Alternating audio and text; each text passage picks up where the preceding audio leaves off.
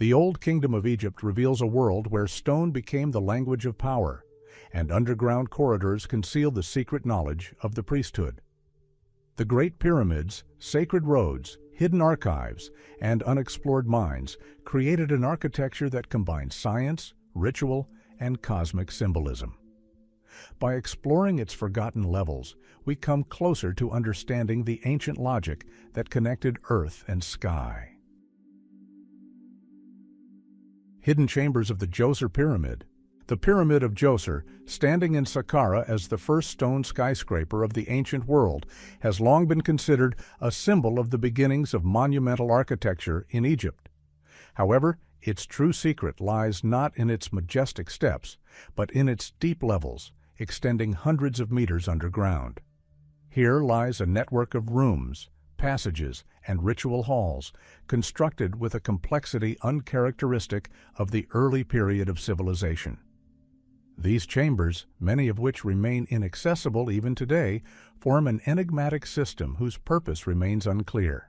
Archaeologists have discovered over 5 kilometers of tunnels carved into the rock beneath the pyramid. But the most astonishing thing is that the structure of these tunnels is too complex to serve a practical burial function. They twist, split, and reconnect, forming a unique labyrinth. Some sections are so narrow that a person can barely pass through, while others open into spacious chambers with perfectly smooth walls. Each chamber seems to have been created for a specific ritual or for the storage of special objects, traces of which are now lost. In one of the rooms, blue faience tiles were discovered, a rare example of decorative design so deep underground. These tiles create the impression that the walls reflect heavenly light, transporting the spectator to a space between heaven and earth. Perhaps this room reflected the idea of royal rebirth, a transition to the world of the gods. But why is it buried so deeply, and why is it so carefully concealed? This question remains unanswered. Particularly intriguing is the central vertical shaft, over 28 meters deep, leading to the burial chamber. The shaft was sealed with massive granite plugs, each weighing several tons. However, even beneath them, researchers discovered traces of attempted penetration dating back to ancient times. Most intriguingly, adjacent to the shaft are side chambers, inaccessible by normal means. They can only be seen through small viewing holes, likely created during 20th century restorations. Inside, the chamber is completely empty, but the walls are covered with strange horizontal lines, as if someone had made markings and then erased them. Some underground chambers resemble miniature halls with columns carved directly into the stone. These columns are not load-bearing, they are decorative, but have an unusual shape, as if echoing the most ancient types of buildings made of plant materials. Why did the architects copy the forms of the original dwellings in these underground ritual spaces?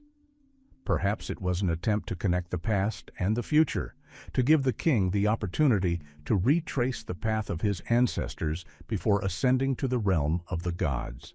Another mystery concerns a corridor leading to the so-called series, narrow rooms arranged in a chain.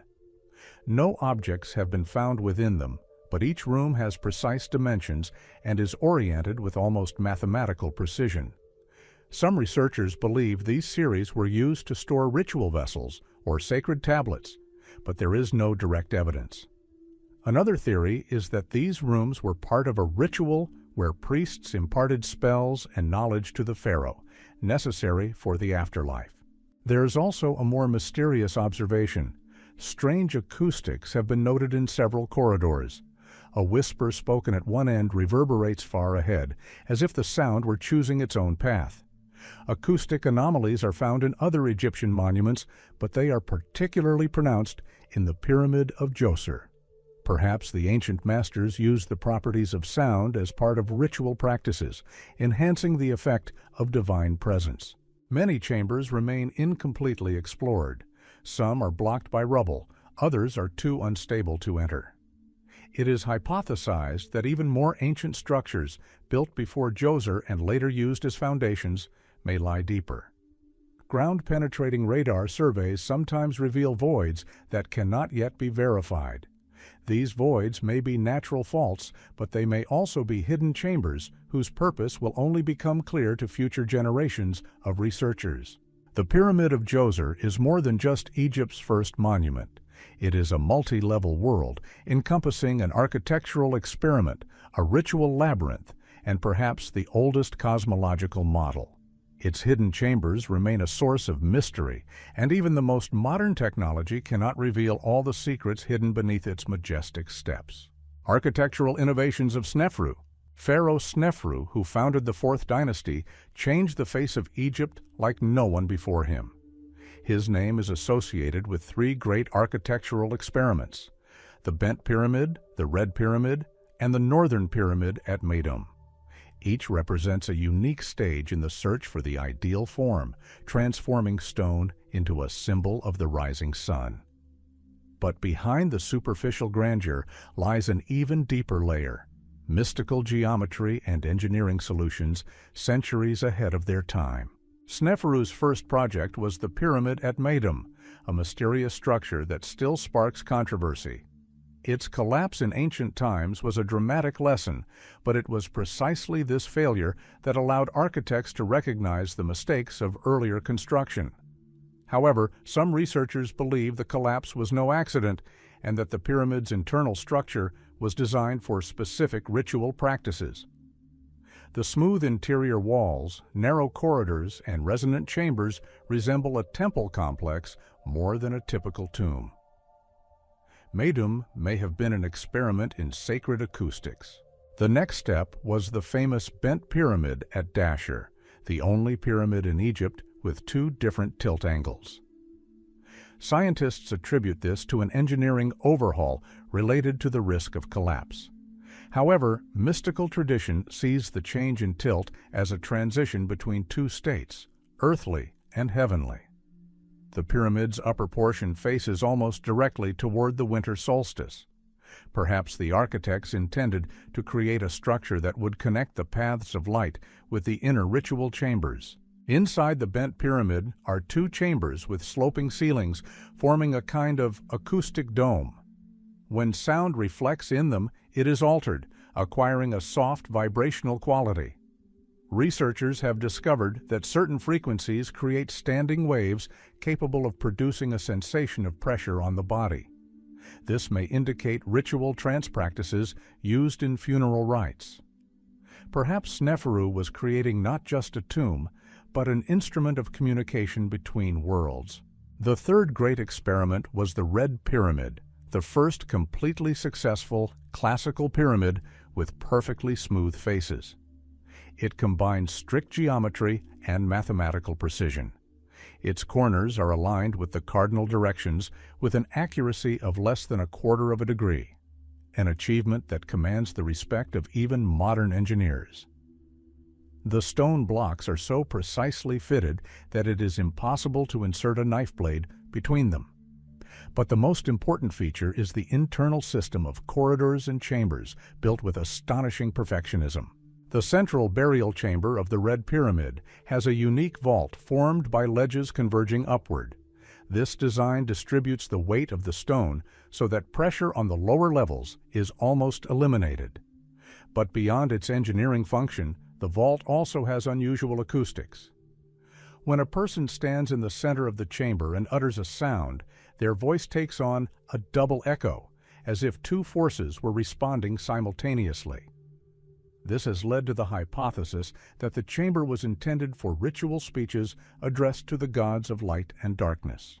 The orientation of Sneferu's pyramids is also interesting.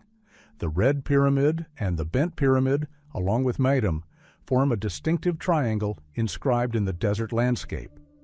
Some astronomers believe their arrangement reflects the pattern of the 3 stars of Orion's belt, but in an early unformed form. If so, Sneferu was the first to attempt to map the sky onto the ground, an idea that would be further developed under Khufu and Khafre. Archaeological research near the pyramids of Sneferu revealed the existence of workers' cities, roads, and docks forming a complex infrastructure. However, among these finds are also stranger things: stone platforms with no apparent function, circles carved into the ground, narrow canals leading to nowhere. These may have been observation points, ritual sites, or areas associated with astronomical calculations. Their purpose remains a mystery. Sneferu's innovations extend beyond construction. He set a precedent in which architecture becomes a form of magic. Each pyramid was not simply built, but tuned to cosmic cycles. The interior corridors served as channels for the movement of light and air, while the outer faces reflected solar energy. This was an attempt to create a structure that would connect the world of the living and the world of the gods into a single flow. Thus, Sneferu became not only an architectural reformer, but also the creator of a new model of sacred space. He was the creator of an era of great experimentation, a time when every stone carried a dual nature, engineering thought and mystical purpose. Unexplored shafts of the Great Pyramid of Khufu. The Great Pyramid of Khufu, standing majestically on the Giza Plateau, has long astonished researchers with its precision, scale, and architectural logic. But its most enigmatic elements are hidden not on the surface, but within, in narrow shafts extending deep into the stone. These shafts, known as ventilation channels, are too small for human passage, but are so precisely aligned with the stars that their role in the funerary complex may be far more complex than previously thought. The first of these shafts is located in the Queen's Chamber. It slopes upward, ending at a stone slab known as the Gantenbrink Door. At the beginning of the 21st century, a small robot penetrated the shaft and photographed two copper protrusions, possibly decorative elements or handles of a ritual mechanism. However, the main discovery came later. Behind the first slab was a second, even thinner one. This suggests a multi-stage locking system or a ritual partitioning of the space, the purpose of which was to conceal something important from the uninitiated. What lies behind the second block? No one knows. The robot was unable to proceed further due to technical limitations, and further exploration was halted. There is a theory that behind the slabs there may be a small chamber intended for storing sacred objects, a Ka statue, sacred textiles, and symbolic vessels. However, the orientation of the shaft suggests a more cosmic purpose. It points toward the star Sirius, the symbol of the goddess Isis, and a key element of the Egyptian calendar. The second shaft of the Queen's Chamber is aligned with the star Kochab, which in ancient times served as the polar star. This precision suggests that the shafts served not as ventilation holes, but as communication channels between the tomb and the heavens. They may have symbolized the path the pharaoh's soul would take to reach the stars. This is consistent with ancient texts that refer to the king as the one who goes north to the eternal lights. The shafts of the king's chamber are even more mysterious. The southern shaft is aligned with Orion's belt, a constellation associated with the god Osiris. The northern shaft points to Thuban, a star that was at the center of the celestial rotation around 2500 BCE. This carefully calibrated orientation system suggests that the pyramid's architects were creating an engineering and religious complex, connecting earth and heaven through stone. What surprises researchers most? The geometric precision of the shafts. They are carved with minimal deviations, despite being up to 60 meters long, and the impossibility of visually monitoring their direction. This means that ancient craftsmen possessed measurement techniques that are difficult to reproduce today without laser instruments. It has been suggested that the shafts were constructed using taut cords reflecting sunlight, but this does not explain their precise orientation to individual stars. Some sections of the shafts feature sharp turns or widenings. These architectural anomalies may be related to the shaft's passage through structural zones of the pyramid, but other hypotheses exist. A mystical interpretation suggests that the turns symbolize stages of the soul's transition or changes in state of consciousness. Ancient texts often speak of turnings in the path and gates of light encountered along the king's journey to the afterlife. Perhaps the architects took these ideas literally. The smoothness of the walls inside the shafts is particularly striking. In some areas, the surface is so polished that it appears to have been processed with modern abrasives. This raises debate. Were rare minerals used, or were the surfaces coated with a thin layer of gypsum or lime? Or did the shafts serve a ritual function requiring a perfectly clean surface? An interesting detail is the absence of soot traces inside the shafts and adjacent corridors. This means that the ancient craftsmen worked without torches or oil lamps. How did they illuminate narrow tunnels tens of meters long? The most common theory suggests light reflectors and mirrors, but there is no direct evidence for this. It's possible they used highly reflective minerals or even chemical light sources, now lost to time. There is also a hypothesis about a sealed chamber, a mysterious space connected to the shafts but inaccessible to modern researchers. Ground-penetrating radar sometimes reveals voids behind the pyramid's inner blocks. Perhaps the shafts weren't intended for physical access, but were part of a ritual mechanism activated by light. On certain days of the year, sunlight could pass through the shafts, illuminating hidden drawings or symbols. This practice is well known in Egyptian architecture, for example, at the Abu Simbel Temple. The unexplored shafts of the Great Pyramid remain one of the greatest mysteries of the ancient world. They combine engineering genius, mystical symbolism, and cosmic orientation. Every attempt to explore them reveals new questions, and even modern robots cannot uncover all their secrets. Perhaps it is within these narrow stone channels that lies the key to understanding the worldview of the ancient Egyptians, their connection with the sky, their striving for eternity, and their conception of the king's path among the stars. The Valley of King Khufu and the Lost Boat Landing. The Valley of King Khufu, located to the east of the Great Pyramid, long remained in the shadow of the gigantic monument. But it was here that one of the most enigmatic complexes of the Old Kingdom was located, a system of boat pits, docks, and ritual structures associated with the pharaoh's path between the worlds. The Egyptians believed that the king's rebirth was impossible without passing through the waterway, a symbolic path connecting the horizon with the underworld. In the Valley of Khufu, this path was embodied in stone with astonishing precision.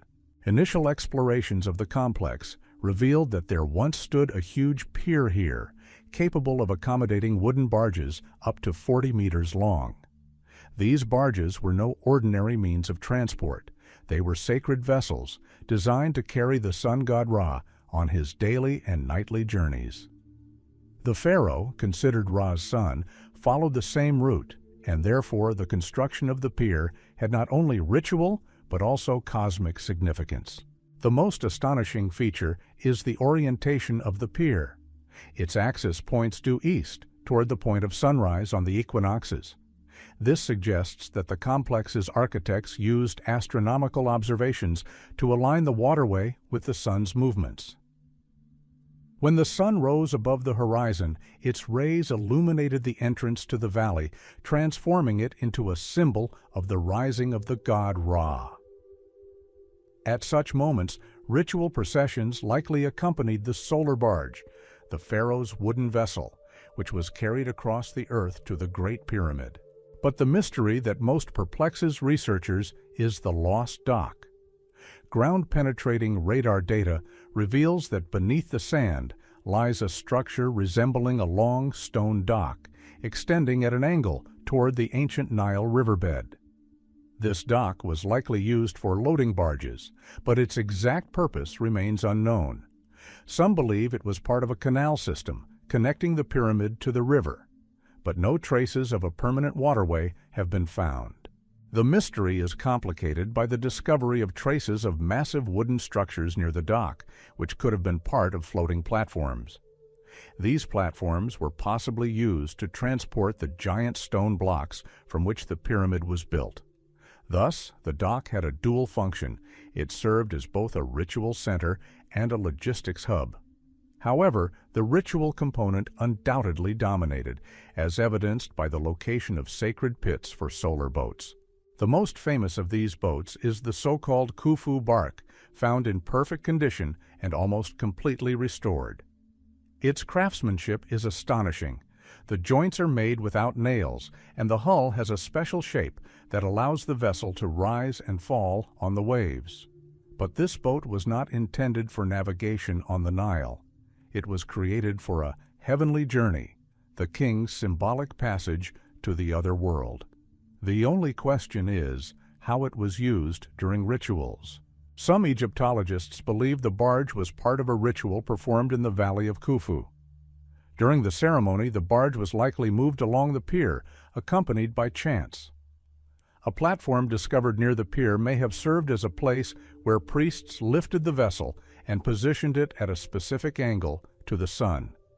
Some speculate that sunlight falling on the barge created special reflections, symbolizing the revival of the vessel.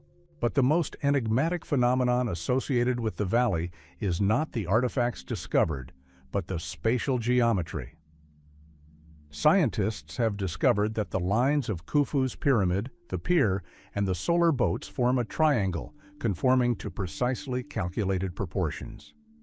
These proportions are repeated in other monuments of the Old Kingdom, indicating the existence of a hidden mathematical tradition. Perhaps ancient architects used sacred geometry to create spaces in harmony with the movements of celestial bodies. There's a theory that special night rituals were held in the Khufu Valley in which moonlight played a key role. Traces of stone channels have been discovered in some parts of the complex, which could have served as reflectors or guides for light. If so, the pier was not just part of the actual landscape, but also a model of the celestial path the pharaoh was expected to follow in eternity. Perhaps rituals associated with the soul's transition to the celestial world were performed here. However, the greatest mystery remains beneath the sand. Near the pier, voids have been discovered that may conceal another boat, perhaps a unique design, different from the known solar barges. Or they could be the remains of a ritual complex designed to prepare the king's body for a journey. Ground-penetrating radar reveals structures resembling blocked corridors leading deep into the valley. However, due to the unstable soil, excavations there are impossible.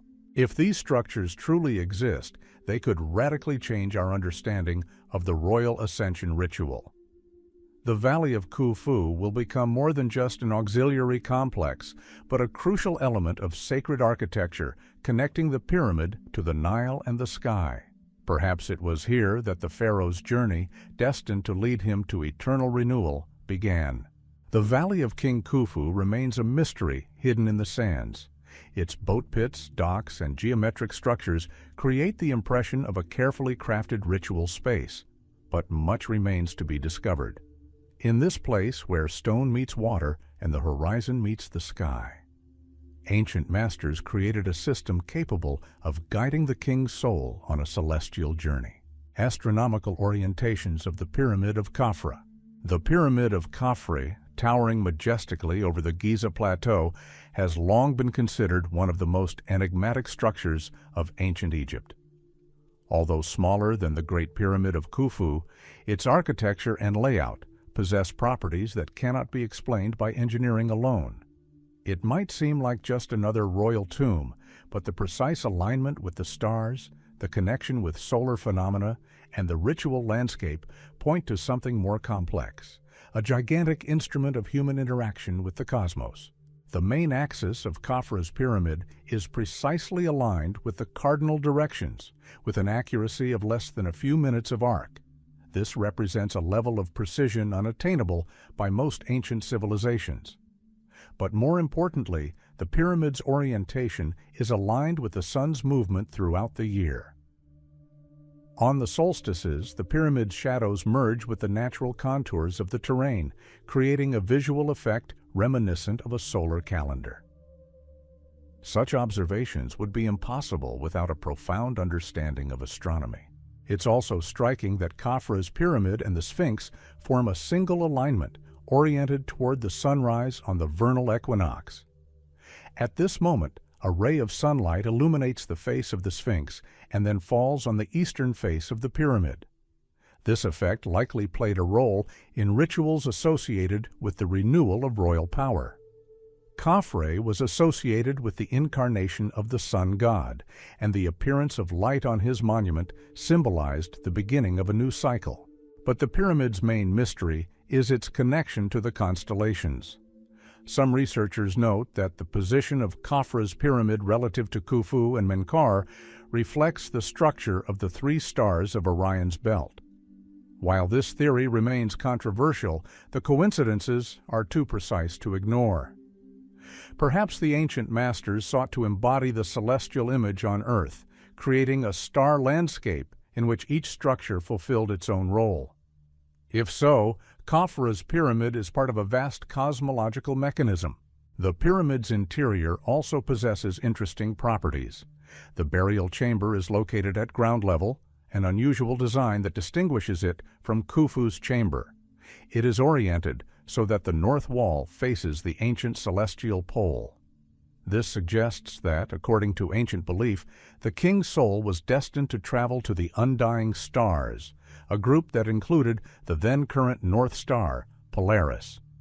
Perhaps the architects used the chamber's orientation as a guide for the pharaoh's Ka. The exterior of Khafra's pyramid is surrounded by a stone barrier, creating an effect of sacred isolation. But shadow studies have shown that this barrier interacts with the sun on special days. During the summer solstice, the pyramid's shadow intersects its inner corner at a perfect angle, as if marking a hidden line. This phenomenon is clearly visible only in the morning, when the light is at its purest and most horizontal. It is possible that the most important initiation rituals were performed during these hours.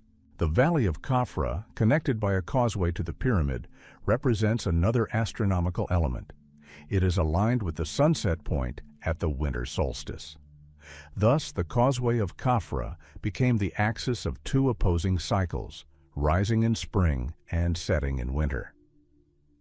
This correspondence may be part of the ancient Egyptian concept of the day and night of the year, the idea that the annual cycle reflects the sun's path in the afterlife. Khafra, as a divine ruler, became a participant in this cycle. The most mysterious connection between Khafra's pyramid and the Sphinx is its relationship to the Sphinx. The Sphinx faces due east toward the equinox sunrise. But if you follow the Sphinx's line of sight and connect it to the northern face of the pyramid, you'll find the direction of the star Regulus, the heart of Leo. The constellation Leo was associated with royal power, making this connection symbolically significant. Perhaps Khafra's pyramid and the Sphinx together represented a celestial map of power, in which the sun and stars confirmed the pharaoh's role. But the most astonishing element is the reflection of light on the pyramid's granite casing. Researchers note that on certain mornings, Khafra's facets reflect light so that the pyramid's apex appears to be ablaze. This effect is enhanced by the special shape of the upper blocks, which differ slightly from the lower ones.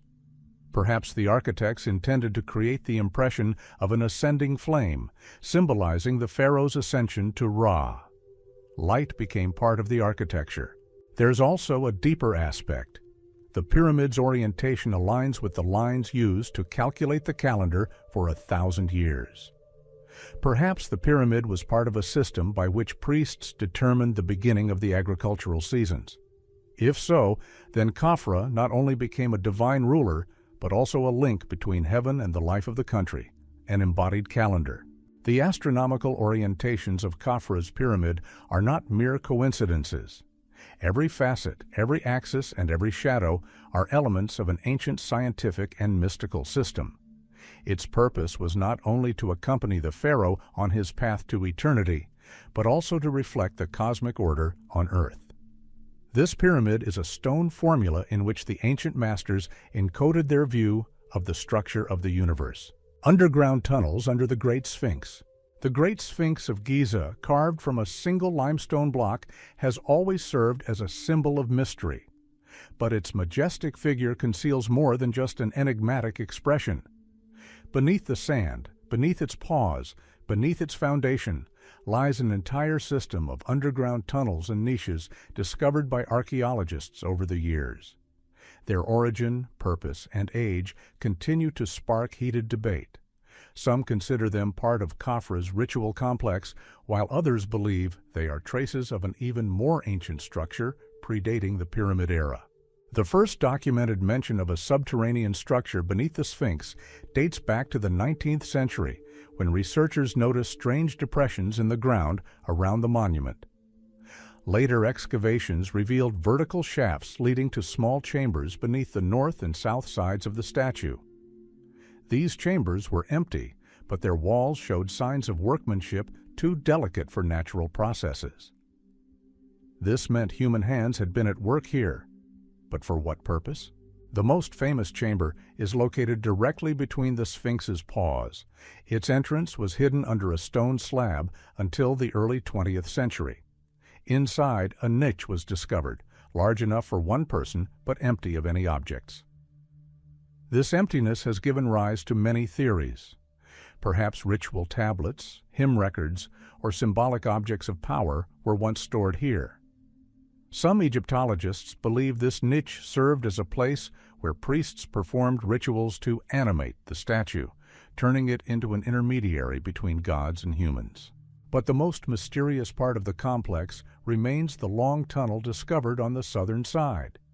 It extends deep beneath the plateau, gradually widening and turning at right angles.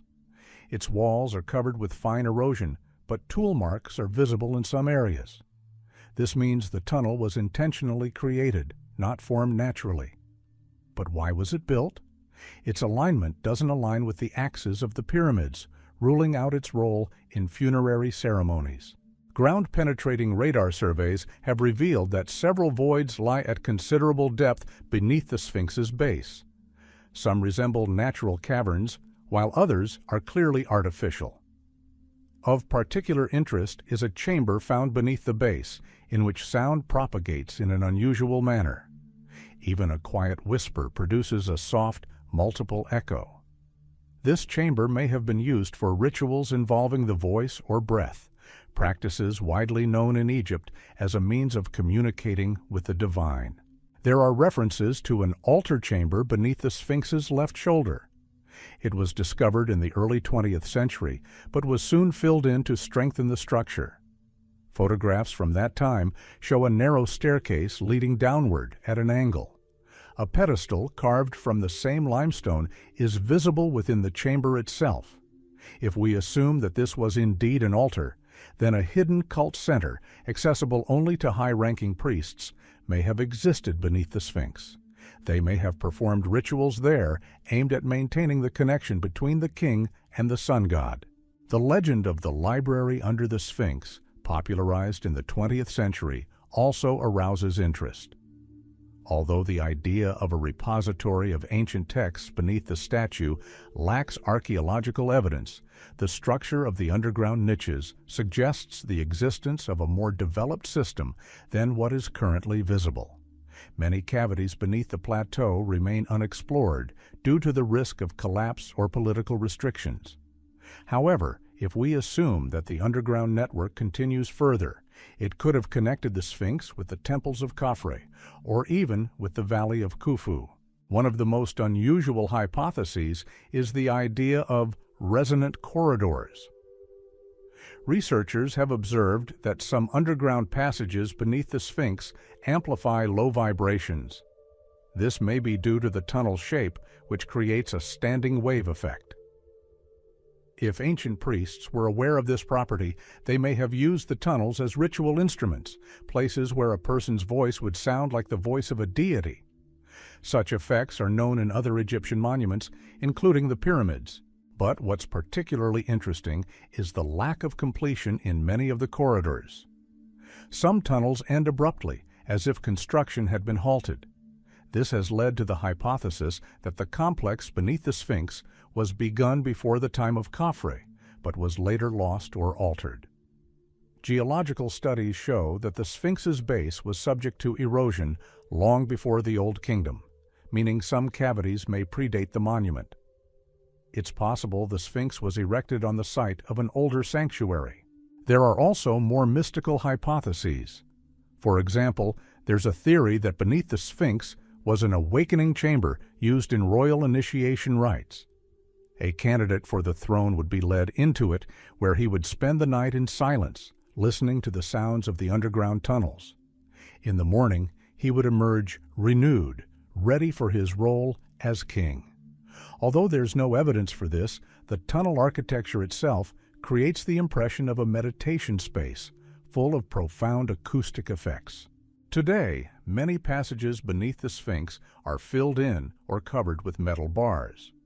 This is done to preserve the monument, but it also creates an atmosphere of mystery. What lies hidden behind these sealed passages? Why were some corridors never published in excavation plans? These are questions that remain unanswered. But one thing is clear. Beneath the Sphinx lies an entire world, one in which the ancient Egyptians combined stone, sound, and ritual. The underground tunnels beneath the Great Sphinx are the invisible part of the famous monument, the hidden heart of the Giza complex. They remind us that even the world's most famous monument harbors a secret, one that reaches deep into the depths of time. Perhaps one day, new technologies will allow us to fully explore these corridors, revealing another chapter of Egypt's ancient magic to the world. The pyramidal city of Abu Sir and its underground passages. Abu Sir, located between Saqqara and Giza, long remained in the shadow of more famous necropolises. However, it is here, among the ruins of the 5th Dynasty pyramids, that one of ancient Egypt's most enigmatic complexes lies. This includes not only temples and administrative buildings, but also a unique system of underground passages that connected pyramids, sun temples, and archival vaults. These tunnels, partly explored, partly collapsed, create the impression that Abu Sir was not just a necropolis, but a hidden city in the sands. The core of the complex is the Pyramid City, a vast area where priests, scribes, and service personnel lived. Thousands of papyrus fragments were found here, constituting one of the most important archives of ancient Egypt. These papyri describe rituals, construction projects, economic reports, and even details of everyday life. But most striking are the references to lower corridors, which were used for movement between temples during private ceremonies. These texts suggest a carefully organized structure existed underground. The first underground passages were discovered in the early 20th century. They were narrow tunnels carved into limestone with slightly arched ceilings for added strength. But the most intriguing thing about these tunnels was their acoustic properties. When a person walked through them, the sound of their footsteps spread strangely, as if the passage were alive. This may have been used in rituals. The echo could have created the illusion of the presence of gods or guardian spirits. One of the most mysterious tunnels leads from the Nusere Pyramid to the Solar Temple. It is located deep underground and has branches, some of which terminate in small rooms. These rooms have strange shapes, elongated ovals or nearly circular spaces reminiscent of resonance chambers. Archaeologists speculate that they may have been used for ritual chants or the storage of sacred objects. However, there is no definitive confirmation.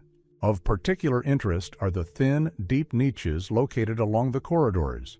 Their shape is too narrow for storing objects and too inconvenient for use as lamps. Some researchers believe these were places for attaching wooden frames or metal plates, which would have created sound effects as air passed through them. If this theory is correct, the Abu Sir dungeons could have been part of a vast ritual instrument, tuned to the interplay of light, sound, and movement. The only fully explored underground complex is the burial system of Sahura's pyramid. It includes a long, sloping corridor opening into a series of chambers decorated with reliefs depicting the king surrounded by gods. But beneath the main corridor, ground-penetrating radar surveys have revealed even deeper layers. Some of these align with the tunnels found in the temple complex. This suggests that the Pyramid City and the underground passages were part of a single system. An intriguing feature of Abu Sir is its proximity to a lake that existed in ancient times. Some corridors lead toward a former reservoir which could have been associated with purification rituals. In Egypt, water symbolized primordial chaos and renewal. Perhaps the priests used the underground passages to perform ceremonies associated with rebirth, in which water played a key role. This would also explain the presence of traces of moisture on the walls of some tunnels. Among the finds in the Abu Sir dungeons, stone tablets covered in incomplete inscriptions are particularly noteworthy. Some reveal only the initial and final symbols, with the main body of the text missing between them. This may indicate that the tablets were used as teaching aids or as part of ritual formulas that could not be fully written down. Perhaps the priests continued them mentally at the appropriate moment, keeping secrets within their circle. But the most astonishing discovery was made at the end of the 20th century, when the area between the pyramids of Sahur and Neferefre was explored. It turned out that intersecting galleries exist underground, one of which leads to a huge hall resembling a natural cave. However, the walls of the hall show signs of workmanship, and the ceiling has a smooth arch. This is not a natural formation, it is an artificial space intended for meetings or rituals. Perhaps priests gathered here for special ceremonies associated with the solar cult. The Pyramid City of Abu Sir is unique in that it combines three levels of existence: the surface, for life and work, sacred temples, for rituals, and the underworld, for secrets and transformation. The ancient Egyptians viewed the earth not simply as a support, but also as a space where spirits interacted with humans. The underground corridors of Abu Sir create a sense of immersion in a cosmological model, where every step is a piece of ancient knowledge. Today, many of these underground passages are buried or inaccessible. However, even what has been studied is astonishing in its richness of conception. Abu Sir was more than just a necropolis. It was a ritual mechanism that linked the king, the priests, and the cosmos into a single system. Its secrets are revealed slowly, as if the very walls of the dungeons preserve the memory of a time when light, sound, and stone merged into a single sacred language. Stone Solar Boat of Sahur. The name of Pharaoh Sahur of the 5th dynasty is less well known than that of the Giza pyramid giants, but his religious architecture left one of the most enigmatic traces of the Old Kingdom. Among the ruins of his pyramid complex at Abu Sir, archaeologists have discovered a unique structure, a massive boat pit that once held a stone solar boat. Although the boat itself has long since disappeared, traces of its existence raise questions that remain unanswered. Boats in the burial complexes of Egyptian kings were usually made of wood. Their symbolism was associated with the sun god Ra, who traveled across the sky by day and through the underworld by night. Wooden vessels symbolized the journey of the pharaoh's soul as it joined the heavenly vessel. However, in Sahura's complex, traces of a vessel made not of wood but of stone were discovered. This is unprecedented, as a stone boat could not float. It was a symbol, but a symbol of special power. Sahura's boat pit is over 30 meters long. Its walls are meticulously crafted, and the base is leveled with astonishing precision. Researchers believe the boat was composed of stone blocks arranged in the shape of a ship's hull. Some traces on the walls indicate that the stone may have been coated with red paint, the color of solar energy. Thus, the boat could symbolize the morning sun, rising from the underworld and making its way across the sky. But why did Sahura choose stone instead of wood? One hypothesis holds that the stone boat served not for the soul's journey, but for storing ritual objects associated with the solar cult. Perhaps it contained vessels, statues, or stone tablets used in rituals. However, no evidence has been found.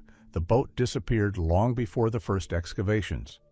All that remains are traces in the stone and a void, raising many speculations. There is also a theory that the stone boat served as part of an architectural mechanism.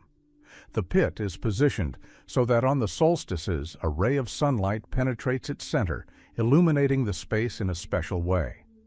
If a polished surface or gold plate was inside, the reflected light could have played a role in the rebirth of the sun ritual. Perhaps the priests used these effects in annual ceremonies affirming the king's power and his connection to Ra.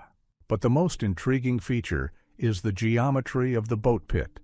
Its axis is not strictly aligned with the cardinal directions, but slightly offset. This offset coincides with the azimuth of sunrise during a particular season. This suggests that the stone boat was connected to the agricultural cycle, which depended on the Nile flood. At such times, the sun played a role in determining the beginning of the new year. If the boat was connected to the calendar, it could have been Egypt's oldest solar instrument, created long before the obelisks. Archaeologists discovered several stone platforms arranged in a stepped pattern near the boat pit. Their purpose remains unclear. Perhaps they were places where priests performed rituals before descending into the pit. Or these platforms served as foundations for wooden structures that supported the covering over the boat. Some researchers suggest the platforms may have been part of a complex mechanism involving the movement of light, water, and dust. Wind passing through the narrow openings created a fine, vibrating sound, an effect that could have been used in rituals. An interesting trace was also found beneath the base of the pit, a thin channel leading towards Sahure's temple. Its direction coincides with the temple's main axis, suggesting a symbolic connection between them. If we assume the channel was used to channel water or air, then the boat could have been part of a ritual in which the elements played a key role. Perhaps the priests filled the pit with water, creating a reflection of the sky, a symbolic ocean of origins from which the sun emerged. But the most impressive discovery was the discovery of stone fragments resembling boat hull parts near Abu Sir. They are curved and have a carefully worked surface. Some pieces bear traces of drilling, indicating that the elements were joined with stone or wooden tenons. If these fragments truly belonged to Sahure's stone boat, it could be fully reconstructed. However, their location away from the boat pit raises questions. Were they moved later, or were they part of another structure?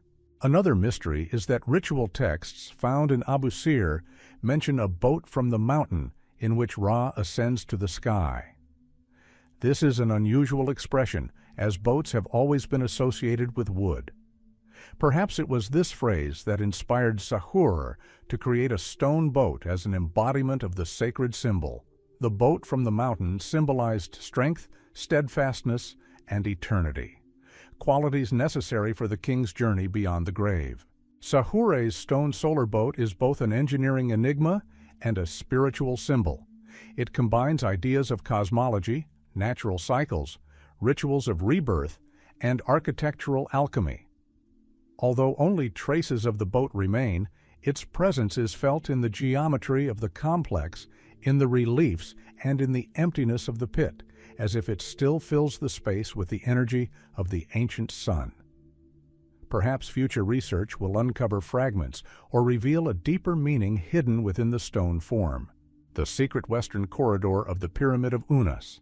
The Pyramid of Unas, the last pharaoh of the 5th dynasty, is best known for the fact that the famous pyramid texts, Egypt's oldest sacred formulas, first appeared in its burial chamber. But beyond these written rituals, the monument structure conceals something even more mysterious. A western corridor, barely mentioned in archaeological records and partially hidden under rubble. Its purpose and connection to the pyramid's internal system remain one of the most intriguing mysteries of the Old Kingdom. The Unas pyramid has a classic structure: a descending corridor, a horizontal gallery, a burial chamber, and anti-vaults designed to distribute the weight.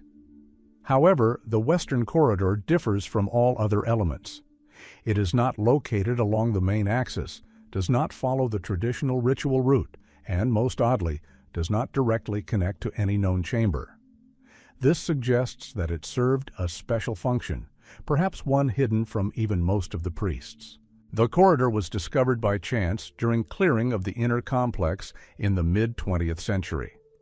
Workers stumbled upon a narrow passage hidden behind a layer of rubble. Its walls were more roughly finished than those of the main chambers, but the corridor's shape was precise and deliberate. It descended at a slight angle, then turned sharply and ended in massive masonry. Ground-penetrating radar revealed a void behind the masonry, but its size and shape were unknown. This led to the hypothesis that an unknown chamber might be hidden behind the western corridor. Some archaeologists believe the corridor was part of a false route intended to confuse looters. However, this theory is questionable. False corridors usually lead to dead ends and are not connected to the architectural logic of the complex. The western corridor of Unas, however, was constructed with mathematical precision and strictly oriented toward the west, the symbolic direction of the underworld. This suggests that the corridor had a ritual purpose. A distinctive feature of the corridor is its acoustics. Sound propagates strangely.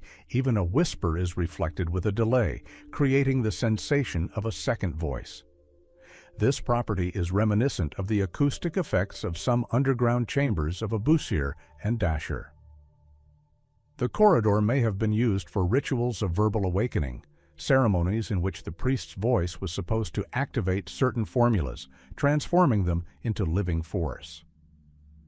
The pyramid texts contain references to voices of the West opening the gates of the Duat. The western corridor could have been a literal embodiment of this idea. The reliefs found at the entrance to the corridor consist of rows of small indentations. They are spaced at regular intervals and form a rhythmic pattern. These may have been places for attaching wooden beams or lamps. However, another theory suggests that the indentations may have served as markers for priests walking along the corridor in the dark. Ritual texts speak of the king's path, which must be followed by signs. Perhaps the corridor was a symbolic path for the soul, guided by these markings. The western wall of the pyramid was traditionally associated with the afterlife, the place where the sun set each evening. Therefore, the location of the corridor in the western part of the complex has a profound sacred significance.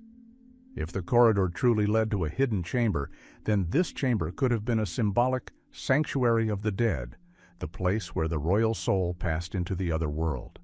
In this case, the sealed masonry served not as a barrier against robbers, but as a ritual seal that could not be broken.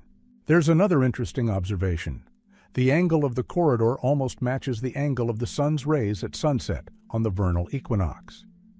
If a small opening or reflective surface existed inside the pyramid in ancient times, a ray of sunlight could have penetrated the corridor and illuminated it all the way to the end. This would have transformed the western corridor into a kind of solar instrument, a channel through which light accompanied the king's soul on its evening journey. While this is still just a hypothesis, it is consistent with the mystical function of the pyramids. Archaeological exploration of the western corridor is complicated by the risk of collapse. Many sections are too fragile for human passage. However, modern laser scanners have revealed that the corridor walls have small cup-like depressions. They are located at chest height and, at first glance, appear random. But if you examine them as a system, a pattern emerges. It's possible that symbolic objects, figurines, vessels, or stone discs used in rites of passage were placed in the depressions. The most puzzling aspect of the study is that ground-penetrating radar detects a rectangular air cavity behind the masonry concealing the end of the corridor.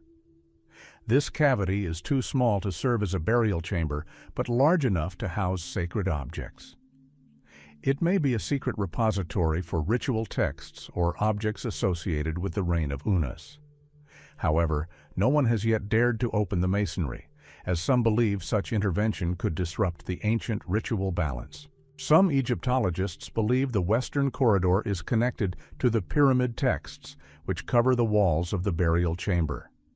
These texts contain instructions for the ascension of the king, but alongside them are formulas dedicated to the hidden gods of the West, about whom almost nothing is known. Perhaps the hidden chamber served as a place where these deities received the royal soul, and the corridor was a transition between the earthly world and the secret realm of divine transformation. Other researchers see the corridor as a remnant of an older structure, a remnant from earlier construction phases. The Pyramid of Unas was built on the site of an older necropolis, and corridors from previous eras did indeed exist underground. However, the direction of the Western corridor and its quality suggest a later origin. It was most likely created deliberately as part of Unas's ritual complex. The secret Western corridor remains one of the most inaccessible mysteries of Egyptian architecture. Its hidden function, strange acoustics, possible lighting effects, and connection to Western mythology create the impression that it is not just an architectural element, but a threshold between two worlds. Perhaps future technology will allow the hidden chamber to be explored without destruction, and then the world will discover what Pharaoh Unas chose to hide in his final home, a place where stone has remained silent for over 4,000 years. Archival vaults of the Abusir Papyrus Complex. The Abusir Papyrus Complex is one of the most underappreciated mysteries of the Old Kingdom. While the attention of tourists and researchers is focused on the pyramids and temples, it was here, among the ruins of officials' quarters and religious buildings of the 5th dynasty, that some of the most important written sources of ancient Egypt were found. But the papyri themselves are just the tip of the iceberg. Hidden underground were vaulted chambers designed to store texts that likely formed the basis of priestly knowledge and the ideology of the ruler. The first traces of these vaults were discovered during excavations at the Temple of Sahur.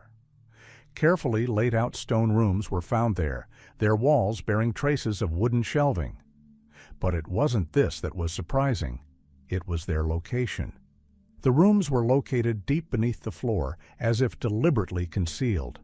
Inside were papyrus fragments, many of which were badly damaged, but their contents allowed us to reconstruct the structure of ancient administrative and religious practices. However, the most important mystery is that the vaults discovered first turned out to be only part of a much more complex system. During further excavations, researchers discovered underground corridors leading to new storage areas. These corridors were remarkably reinforced. Their walls were made of smooth limestone, and the ceiling was vaulted, sometimes reinforced with projections to prevent sand from falling. It seemed the builders strove to create the most durable structure possible, capable of withstanding not only time, but also external influences. This is unusual for buildings seemingly designed solely for document storage. A strange feature is the climate control of these vaults. Some rooms had narrow vertical shafts leading to the surface. These allowed air to circulate, maintaining a constant coolness and dryness, ideal conditions for preserving papyrus. However, traces of golden dust, the nature of which remains unknown, have been discovered in some shafts. Perhaps the priests used special aromatic mixtures or resins to prevent the scrolls from deteriorating. This approach was significantly ahead of its time. The complex itself, judging by its structure, was organized as both a library and an archive. Fragments of tablets containing tax records were found in one hall, records of sacrifices in another, and instructions for performing rituals in a third. But among these finds, the papyri devoted to construction stand out. They contain instructions for craftsmen, descriptions of stone-cutting techniques, and labor allocation. This suggests that Abusir was the center for planning royal projects. But what's particularly intriguing are the references to the Temple of the Sun lists, which have remained undiscovered. These lists may have included astronomical observations, ritual calendar cycles, and possibly cosmogonic treatises. Some papyri speak of secret formulas that were passed on only to high priests. They may have been kept in a closed section of the archive, access to which was strictly restricted. And it is precisely this closed section, judging by archaeological evidence, that has not yet been fully explored. The existence of a hidden section of the archive is indicated by the strange geometric features of the vaults. Several rooms are arranged so that their walls do not align with the external contours of the buildings. This creates the impression of a double layer, an outer and an inner one, with the inner layer not reflected in the complex's layout. Ground-penetrating radar revealed voids behind the thick walls, but accessing them is impossible without causing destruction. What lies within? Perhaps these are rooms that house texts considered too sacred or dangerous for the general priesthood. Another enigmatic element is the system of inscriptions found on the walls of some vaults. These inscriptions are made in red ochre and consist of short, frequently repeated symbols. They are not typical hieroglyphic script. Researchers believe these are the builder's technological markings, but others suggest they are a kind of access code, instructions for initiates to navigate the complex system of corridors. If so, the archival vaults were not simply a storage area, but part of a ritual labyrinth. Interestingly, tall stone pedestals were discovered in some vaults. They are located in the center of the rooms, and their purpose remains unclear. Perhaps they supported statues of gods guarding the texts. However, it has been suggested that the pedestals were used for reading papyri during special ceremonies. If a priest read a text aloud while standing beneath the vault, the acoustics amplified the voice, transforming it into a powerful multiple echo. This could have created the effect of a voice of the deity, making reading not just a process of transmitting information, but a sacred act. Some researchers suggest that the archival complex was connected to the solar temple of Nusere, the most important religious building in Abu Sir. The vaults may have served as a place where priests recorded their observations of the movements of the sun and stars. If this complex was indeed a center of astronomy, then calculations related to the calendar, agricultural cycles, and ritual festivals could have been stored here. In this case, the Papyrus Archive served not only as an administrative center, but also as a scientific institute of antiquity. But there is also a more mysterious theory, that the Abu Sir archival vaults contained magical texts, formulas capable of opening paths between worlds. This theory is supported by the strange images found on some fragments: figurines of gods with unnaturally elongated arms, spiral symbols, and images of handleless doors. Such symbols are rarely found in classical rituals, making them a subject of particular interest. Perhaps these were spells or descriptions of initiation rituals. What's also intriguing is that some of the vaults show signs of deliberate destruction. The stone slabs that sealed the entrances were knocked out from the inside. This suggests that the priests may have abandoned the complex in haste, taking some of the texts with them.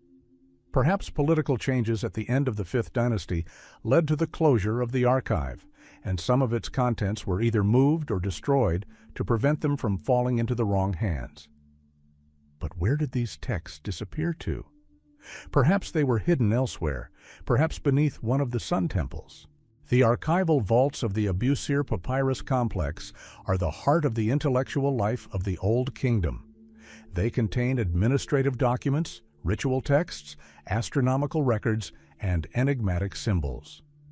Their architecture hints at a closed system of knowledge accessible only to the elite.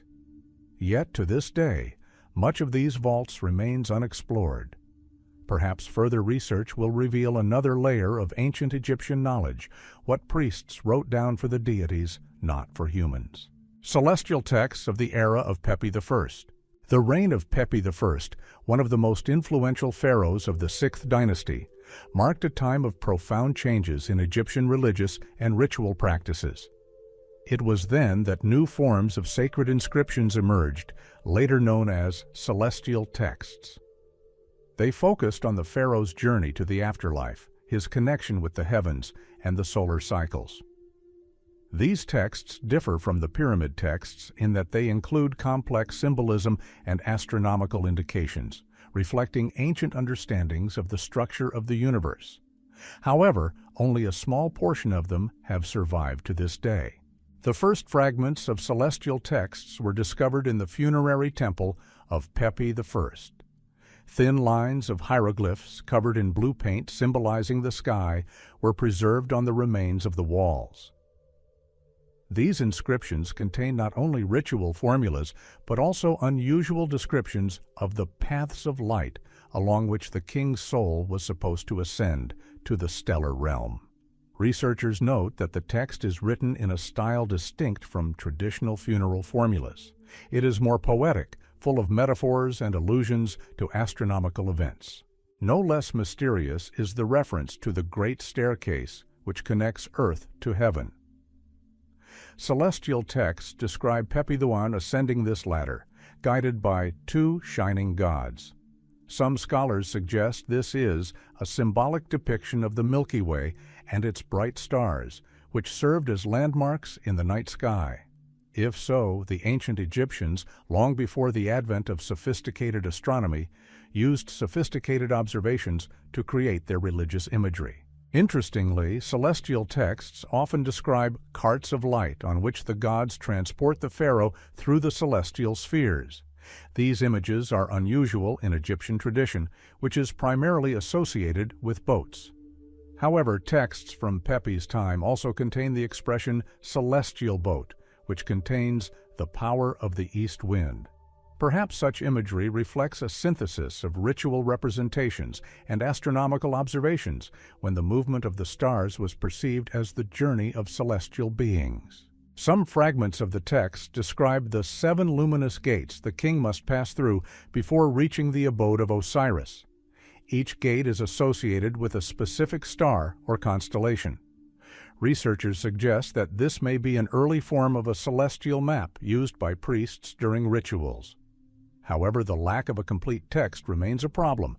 Many fragments are severely damaged, and some parts have been lost entirely.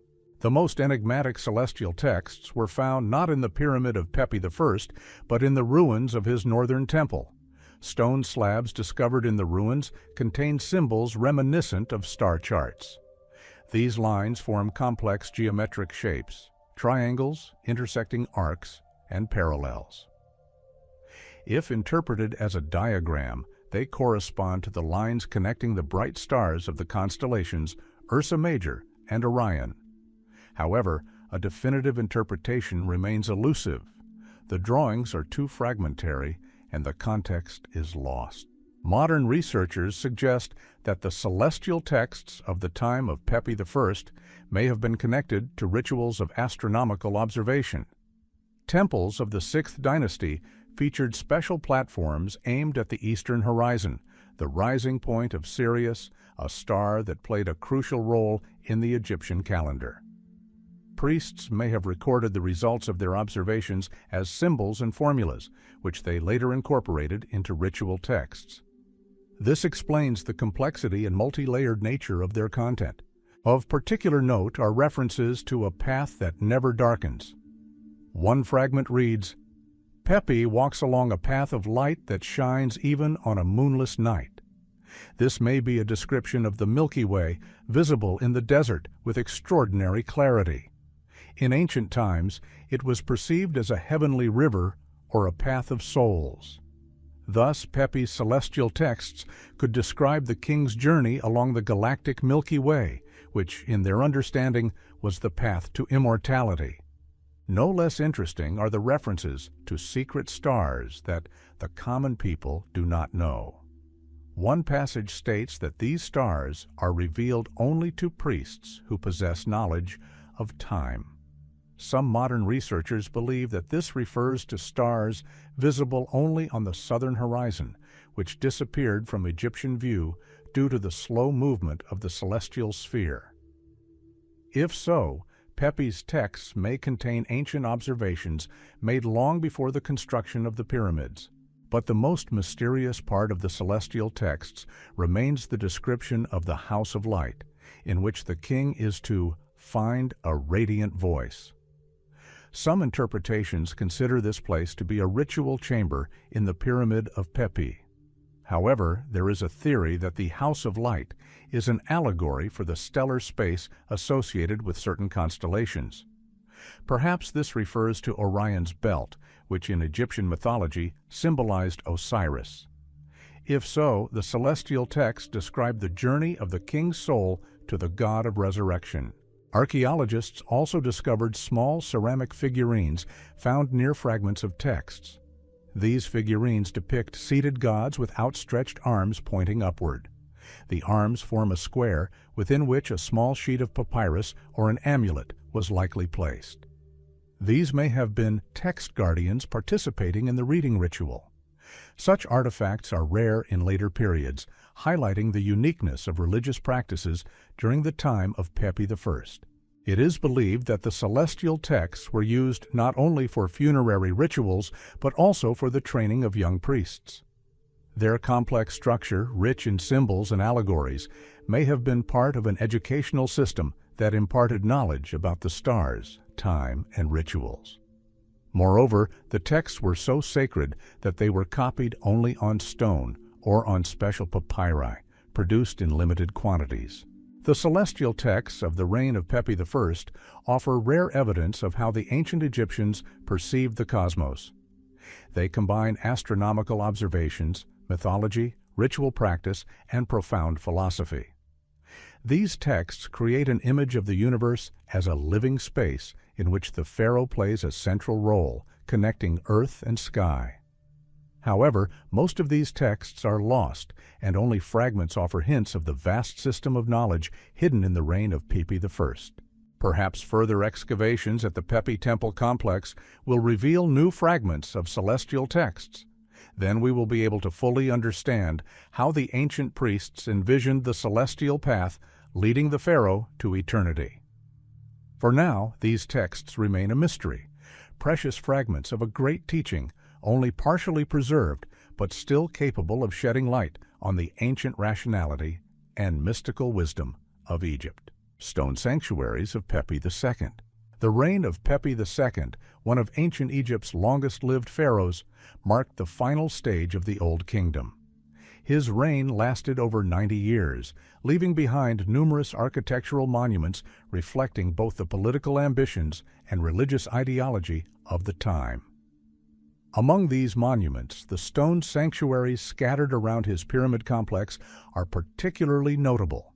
They represent a complex system of religious structures reflecting the ideas of the divine birth, ascension, and renewal of the king. However, the purpose of many of these sanctuaries remains a mystery. The first sanctuary, discovered near the Pyramid of Pepi II, is a small stone pavilion decorated with bas-reliefs depicting the young king.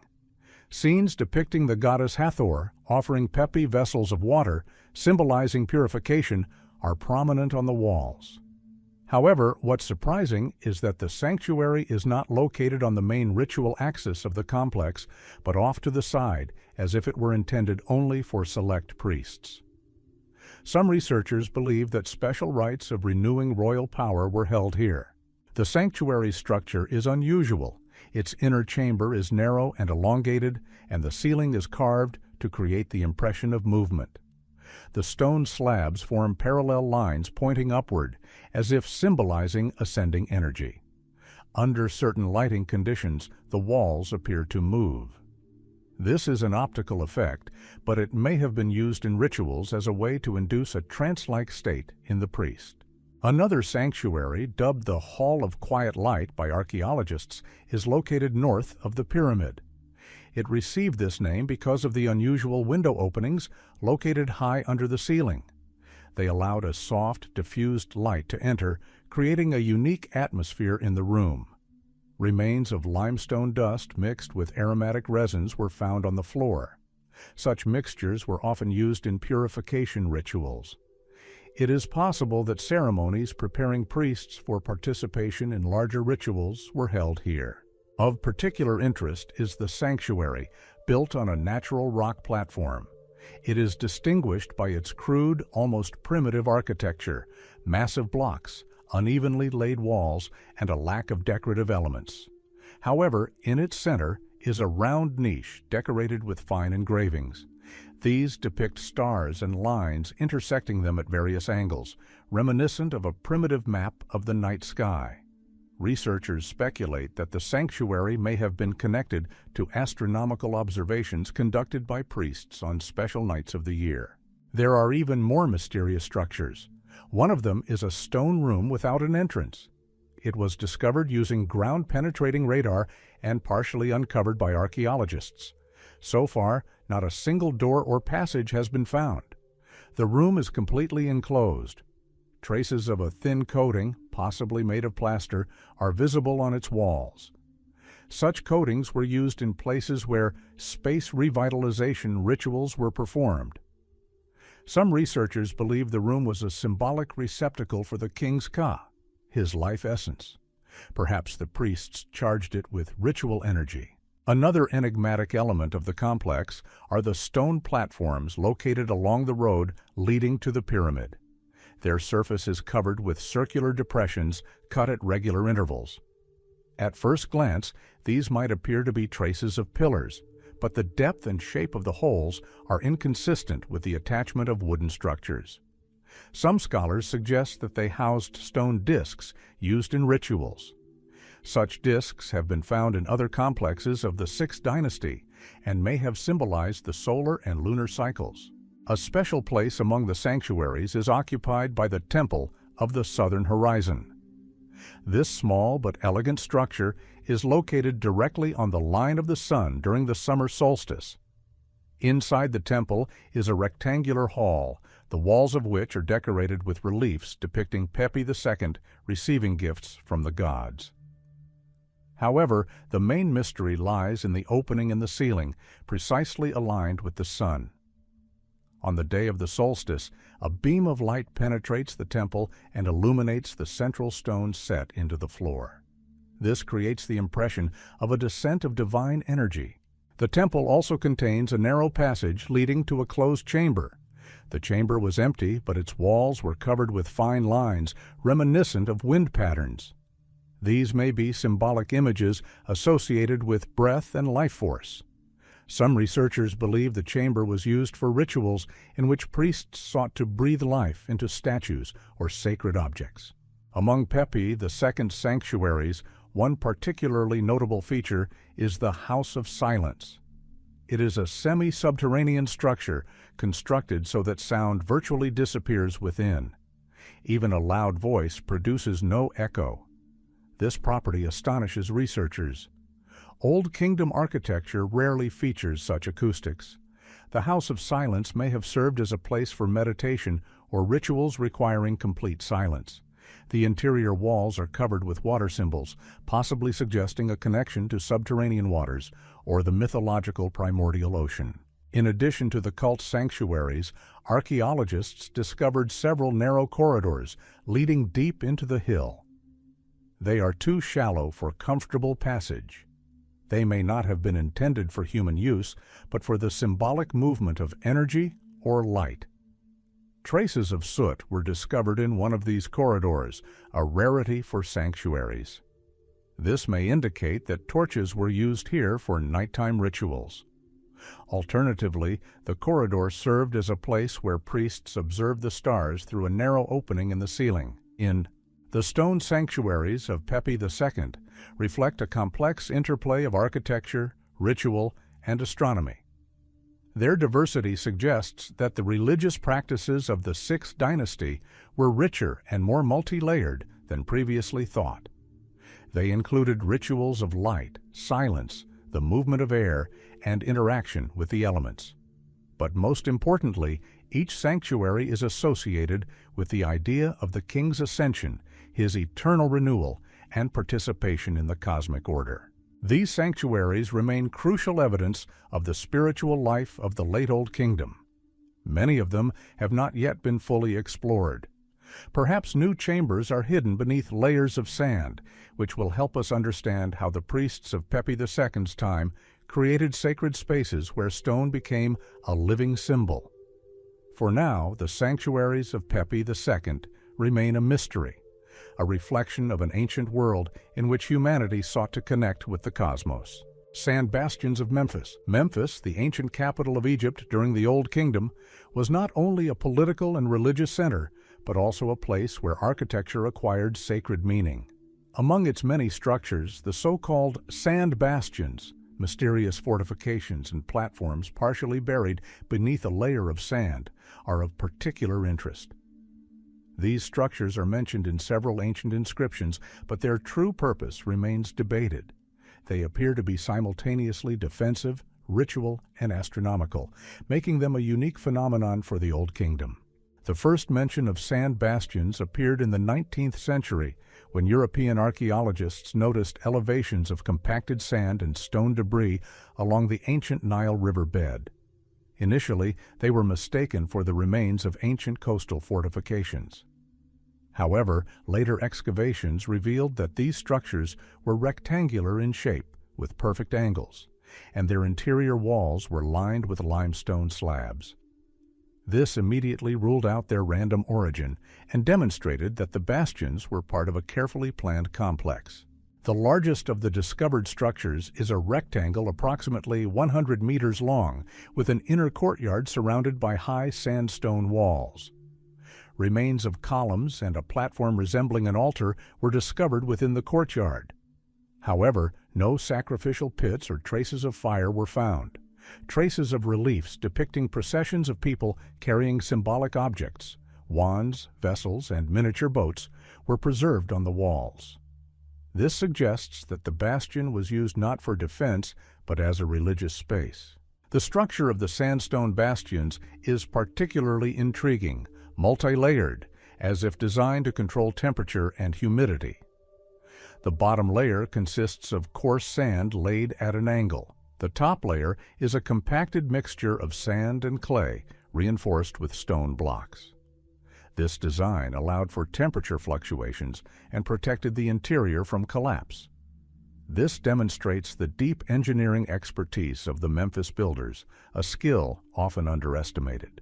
But why was it necessary to build such powerful fortifications around religious buildings? Some researchers believe the bastions served as barriers separating the sacred space from the outside world. Symbolic isolation was an important part of Egyptian religion, where sanctuaries were separated from the chaos of the desert. However, the sandstone bastions of Memphis were too massive to be typical ritual enclosures. This suggests they served other functions as well. One of the most intriguing features of the bastions is their orientation. Most of them are built with precise alignment to the cardinal directions.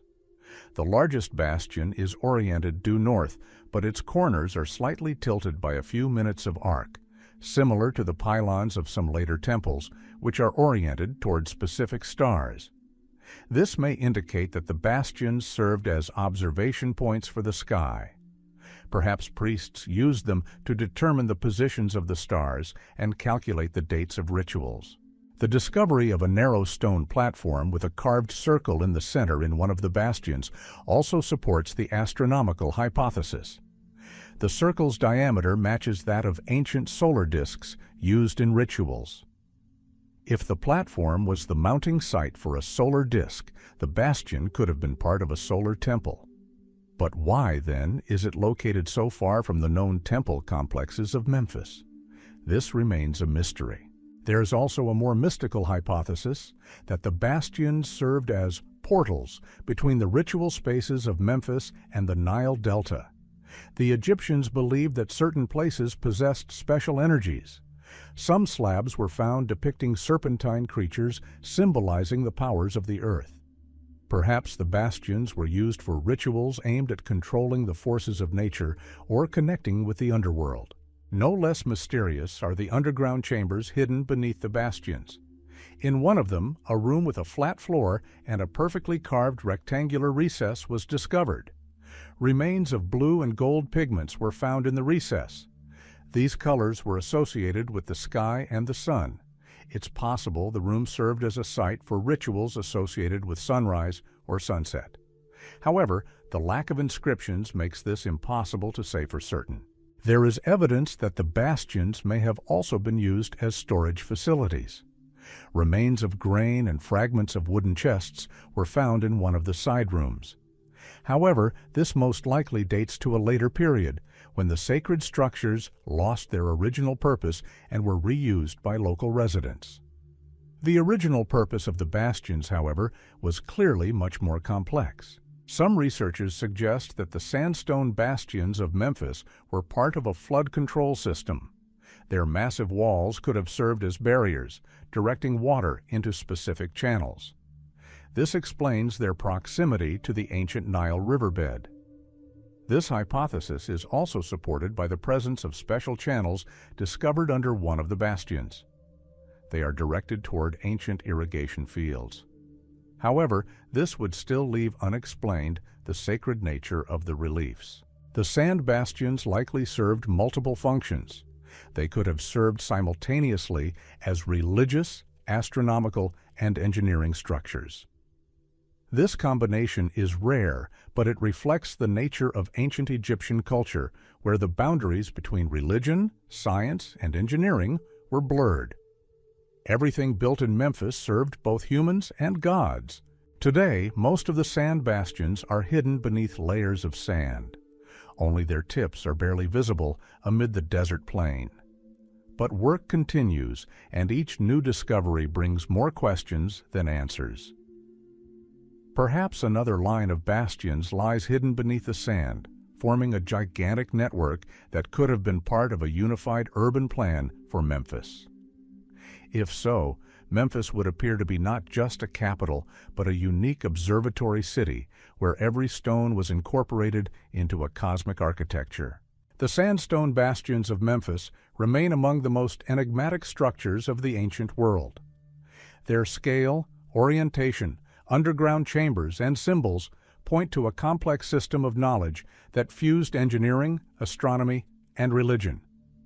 Perhaps future research will reveal the hidden intentions of their builders.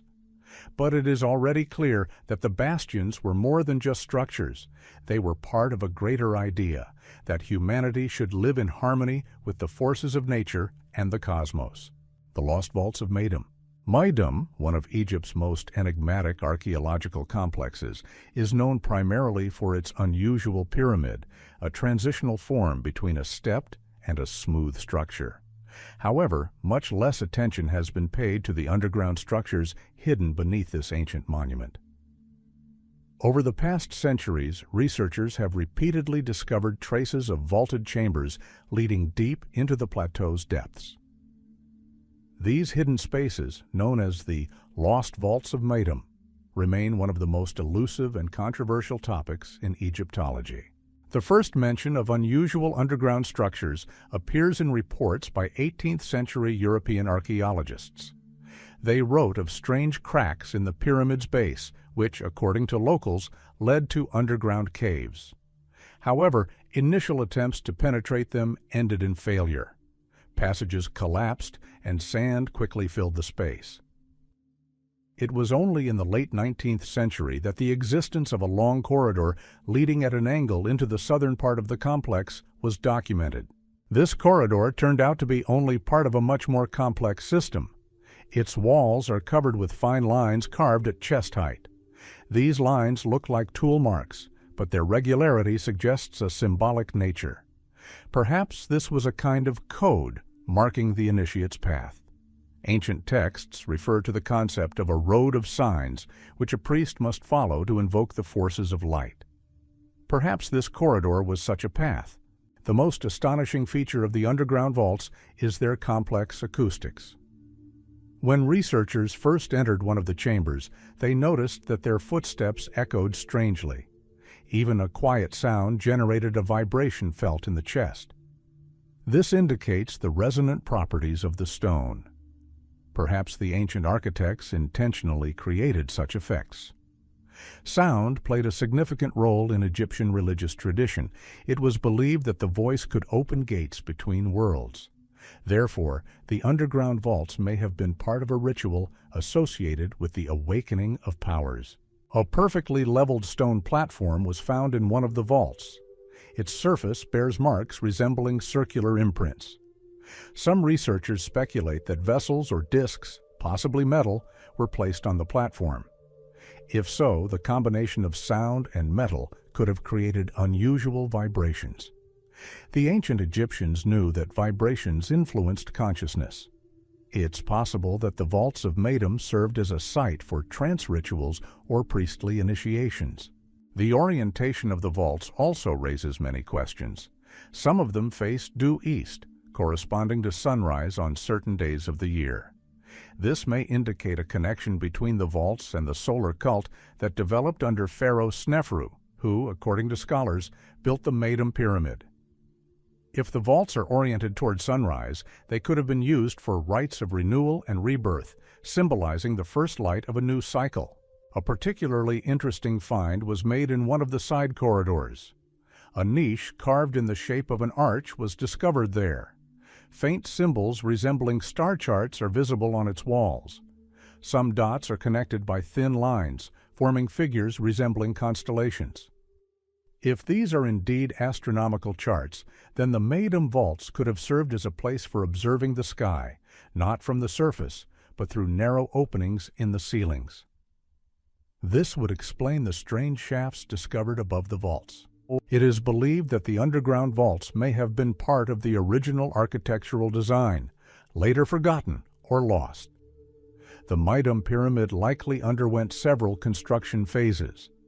It's possible that in the early stages, the underground vaults played a key role in the ritual complex.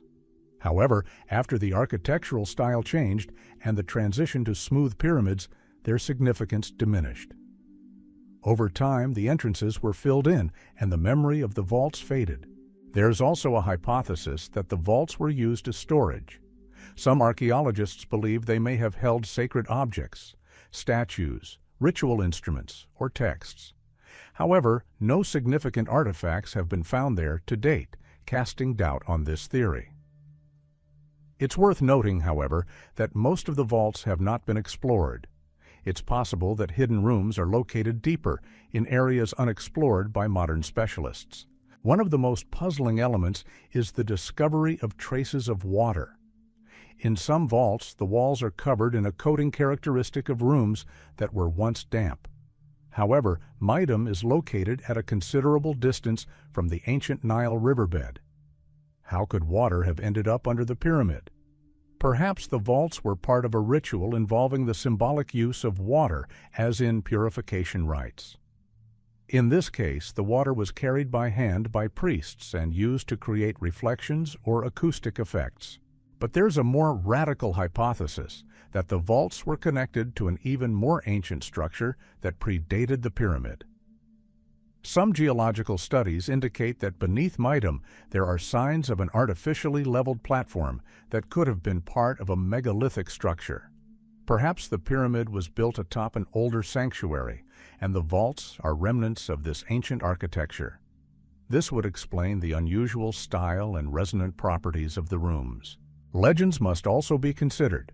Locals claim that beneath the pyramid were breathing rooms. This may refer to air vibrations within the vaults. Indeed, some corridors have openings through which wind passes, creating a mysterious sound.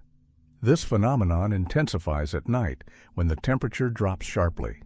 Perhaps in ancient times, these sounds were perceived as the voice of the sanctuary. The most impressive discovery was the discovery of a series of stone slabs in one of the vaults. They are carved with symbols reminiscent of inscriptions from the early stages of writing. Some researchers believe this may be a proto-writing or even a ritual code used by priests. If so, Medum provides a key to understanding the development of Egyptian writing. However, despite numerous discoveries, most of the vaults remain inaccessible. Many corridors are too dangerous to penetrate. Modern technology allows us to peer inside using radar and microcameras, but so far this has only confirmed the existence of a vast labyrinth beneath the pyramid. Its purpose is not only ritualistic, but also cosmological. The vaults of Medum may have been a model of the underworld, created by priests for ceremonies and observations. The lost vaults of Medum are more than just an architectural phenomenon. They are part of an ancient philosophy in which space, sound, light, and stone formed a unified language of communication with the gods.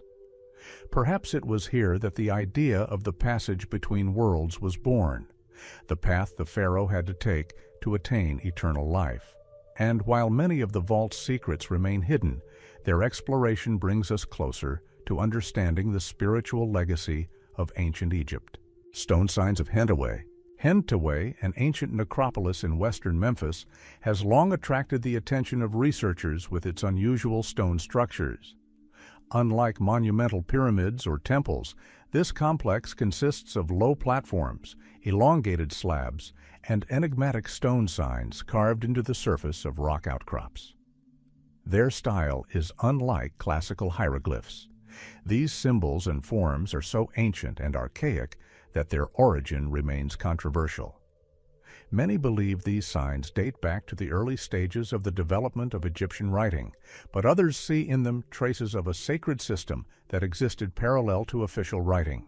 The first mention of the Hentaway stone signs appears in 19th century reports when researchers noticed strange notches on stone slabs located around burial shafts. These notches were too regular to be natural cracks. However, their arrangement appeared chaotic, making it difficult to understand their meaning. Only decades later did archaeologists discern repeating patterns, 3 lines intersecting at an angle, circles inscribed within rectangles, and parallel lines extending toward the horizon.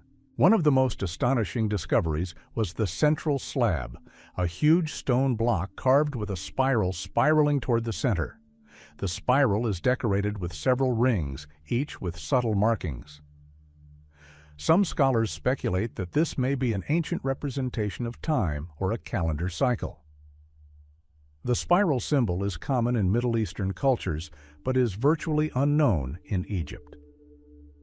If this sign truly reflects a calendar system, then Hentaway contains traces of an alternative chronology that existed outside the official priestly tradition. Another group of symbols resembles primitive constellations. 3 dots, arranged in a triangle, are located next to 4 parallel lines. This shape is suspiciously reminiscent of an image of the constellation Orion and the stars surrounding it.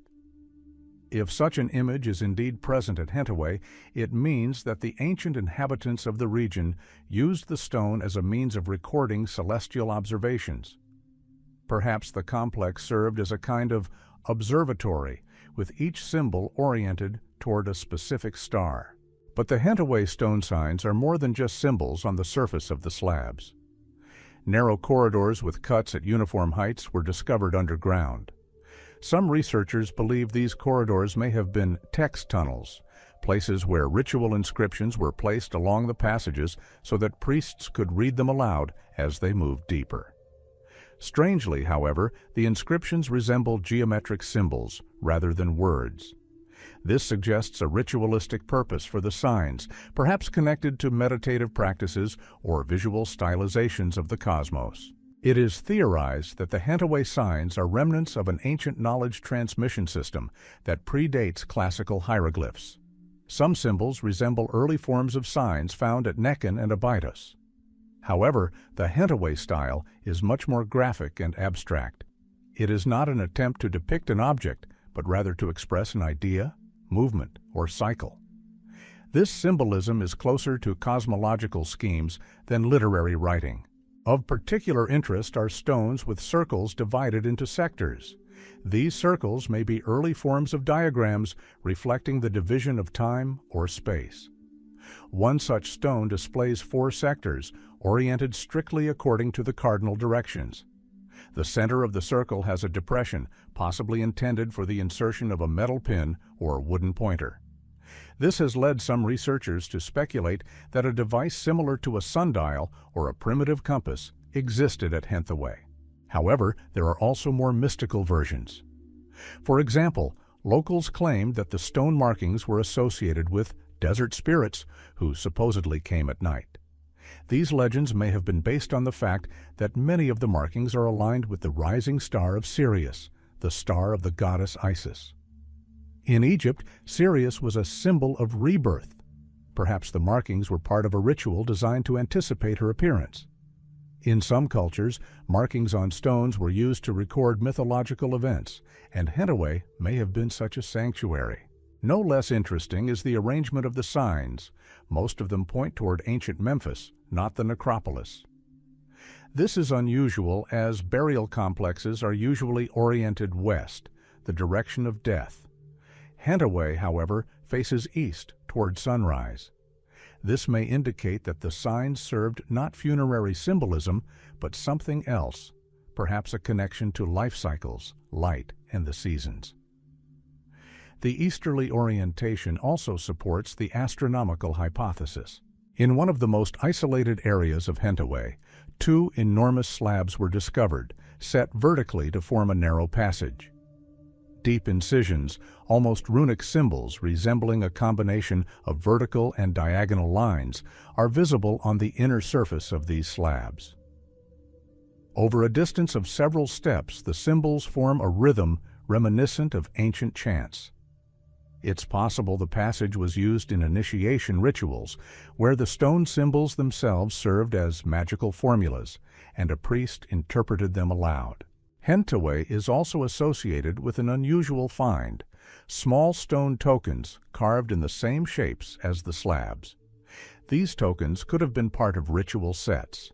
Their weight is uniform, indicating standardization. They may have been used in priestly initiation games or as a teaching tool. But the strangest thing is that many of the tokens are made of a stone not found in the Memphis region. This suggests that the complex had connections with other regions. It is hypothesized that the Hentaway signs represent an early form of memory maps, schematic systems that helped priests memorize astronomical events, rituals, and sequences of actions. Each sign could have symbolized a specific stage of a ritual. The slabs may have been used as altars of knowledge, where priests demonstrated the structure of the world to their students. But what's most intriguing is that some of the symbols glow in certain light. When the rays of the morning sun hit the stone surface at an angle, the fine lines become brighter, while the surrounding stone darkens. This creates the effect of activating the symbol. Perhaps the ancient craftsmen used the stone's properties to enhance the ritual effect. This technique is rarely found in other Egyptian monuments. The Hentaway stone signs remain a mystery, connecting several layers of ancient knowledge. They are symbols, landmarks, and tools. Their enigmatic graphics challenge traditional understandings of the development of writing. They could have been part of ritual practice or an early scientific system. But regardless of the interpretation, Hentaway remains a place where the ancient Egyptians recorded their connection to the stars, time, and the forces of nature. Ritual Circle of the Titi Necropolis. The Titi Necropolis, located north of Saqqara, is known primarily for its 6th dynasty pyramid and underground corridors covered in magical texts. However, a mysterious structure located near the pyramid complex, the so-called Ritual Circle, remains far less studied. This stone ring consists of massive blocks arranged in a perfectly circular formation. Its origin is not indicated in any ancient written source, and its purpose is the subject of heated debate among Egyptologists, mystics, and scholars of ancient architecture. The Ritual Circle was discovered by chance in the early 20th century when archaeologists were clearing a layer of sand around burial complexes. Initially, the structure was assumed to be the foundation of a ruined temple or the outer wall of an ancient sanctuary. However, careful examination revealed that it does not match the style or proportions of Titi-era structures. The blocks that make up the circle fit together perfectly, and the joints between them are so thin that in some places they are almost invisible. The circle's orientation is particularly noteworthy. If one draws lines between 4 equally spaced points around its circumference, they point to sunrise on the equinoxes and sunset on the solstices. This precision suggests that the circle was used as an astronomical instrument. It's possible that the priests of Titi observed the movements of the stars here to adjust their ritual calendar. But no less mysterious are the symbols carved on the inside of the stones. They are short vertical lines, sometimes intersecting at an angle. Some researchers believe they are an early form of ritual symbols, possibly associated with the gods of the sky and time. However, there is a more intriguing hypothesis. The lines may be traces of wooden structures inserted inside the circle. If so, the circle was not simply a stone platform, but part of a complex ritual mechanism. An important detail is the small circular depressions located around the inner perimeter. They are spaced at regular intervals and have the same depth. Their purpose is unknown. Some believe they housed lamps, others that they served as mounting points for wooden posts. However, another theory suggests that the depressions were used to create sound effects. When the edge of the stone is struck, the sound resonates, amplifying within the circle. It is possible that the circle was used as a sound amphora, an instrument that creates a special atmosphere during rituals.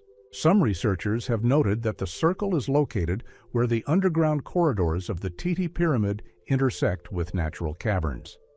This may indicate a connection between the circle and subterranean structures. It's possible that rituals associated with the soul's transition to the afterlife were performed through it. Ritual circles are often found in cultures around the world as symbols of portals opening the way from one level of existence to another. The Great Circle may have played a similar role. An engineering study revealed that the stones of the circle bear traces of a grinding process executed with extraordinary precision. Their surface is slightly tilted inward, creating the visual effect of a downward gaze. This could have been part of a ritual requiring focusing attention on the center of the circle. Incidentally, no objects were found in the center, but a layer of dense limestone, worked differently than the stones around the periphery, was discovered there. It's possible that a wooden object, no longer preserved, stood in the center of the circle. It is believed that the circle was the site of coronations. In some cultures, the circle symbolizes power, infinity, and a connection with the gods. It is possible that Titi or his successors underwent their accession rites here. This is supported by reliefs found near the circle, which depict scenes of the transfer of the scepter of power. However, it is currently impossible to directly link these images to the circle. No inscriptions have been found near it. But even more intriguing is the hypothesis that the circle was used as a site for nocturnal rituals. At certain moon positions, the shadows from the nearby necropolis walls fall directly onto the center of the circle.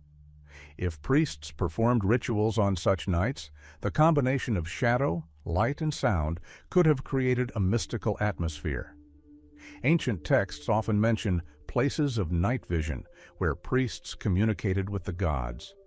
Perhaps the circle is one such place. Also of interest are the underground sensors installed in the 21st century to study the structure beneath the circle. They revealed a system of voids beneath the surface, forming the shape of a five-pointed star. This could have been a natural formation, but the shape is too regular. Some believe the voids are connected to a drainage system, while others believe they were a site for underground rituals. If so, the circle could have served as the upper portion of an underground sanctuary. Archaeologists also discovered several stone tables with deep cutouts near the circle. The cutouts resemble symbols of water or waves. It's possible that purification rituals involving water were performed here. Such rituals are important in Egyptian religion, where purification is a key part of entering the underworld. If the circle was associated with water rituals, it could have served as a place to prepare the deceased for their transition. But the most enigmatic discovery concerns reliefs depicting people standing in a circle with their arms raised. This is a very rare motif for the Titi period. Typically, reliefs depict scenes of offerings, hunting, or farming. This one depicts an action reminiscent of a collective ritual. Perhaps the circle was a place of worship for the sky gods, where priests and ritual participants formed a living circle around a stone structure. There is also a mathematical hypothesis that the circle expresses certain proportions related to the Egyptian measurement system. The diameter of the circle is divided into parts, each corresponding to ancient units of length. Such proportions could have been used in the construction of other structures in the necropolis. In this case, the circle served as a kind of standard, a stone measure by which calculations were made. The ritual circle of the Titi necropolis remains one of the least studied and yet most intriguing structures of Saqqara. Its perfect shape, orientation, hidden voids, strange markings, and acoustic properties indicate that the circle was more than just an architectural form, but a crucial element of a religious system. It may have combined the functions of an astronomical instrument, a portal to the spirit world, a place of initiation, and a center of ritual practice. Today, the circle is partially covered with sand, and its true boundaries are barely discernible. However, modern research continues, and each new discovery brings us closer to understanding how the ancient Egyptians perceived the connection between earth, sky, and the afterlife. The circle was likely a symbol of this connection, a stone reflection of the cosmic order that was intended to accompany King Titi on his eternal journey. Underground niches of Saqqara North. The northern part of Saqqara, once home to priestly workshops, service courtyards, and auxiliary sanctuaries, contains one of the most enigmatic structures of the Old Kingdom, a system of subterranean niches extending deep beneath the plateau's surface. These niches, found beneath layers of sand and ruined buildings, are not mentioned in any ancient text. Their purpose remains unclear. They are too small for burials, too neat to be random depressions, and too numerous to be a simple architectural feature. The first underground niches were discovered by chance in the mid-20th century, when archaeologists cleared the foundations of a small temple associated with the priesthood of the 6th dynasty. Beneath the temple's foundations was a narrow passage leading to a long hall. The walls of the hall were covered with rows of rectangular recesses, uniform in shape, horizontally aligned, and arranged in tiers. Initially, researchers assumed the niches were used to store wooden figurines or vessels. However, none of them showed signs of use. What was particularly astonishing was that the niches extended far beyond the hall. Narrow, steeply sloping corridors led to new chambers. There, the niches were no longer arranged in rows, but in a spiral, forming a whimsical pattern on the walls. It appears that the builders deliberately created geometric forms based on principles of symmetry and repetition. Perhaps they reflected the structure of the cosmic order that the priests sought to capture in stone. Some niches had strange grooves, thin vertical furrows extending several centimeters deep. Touching these grooves produced an unusual effect.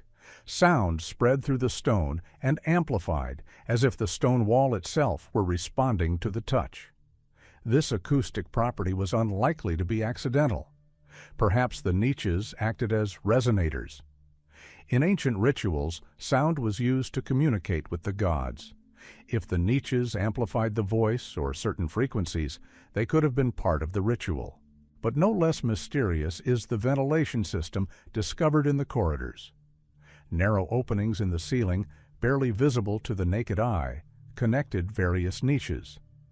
When archaeologists turned on the ventilation units in the corridor, air rustled through the hidden channels, creating a low, vibrating sound.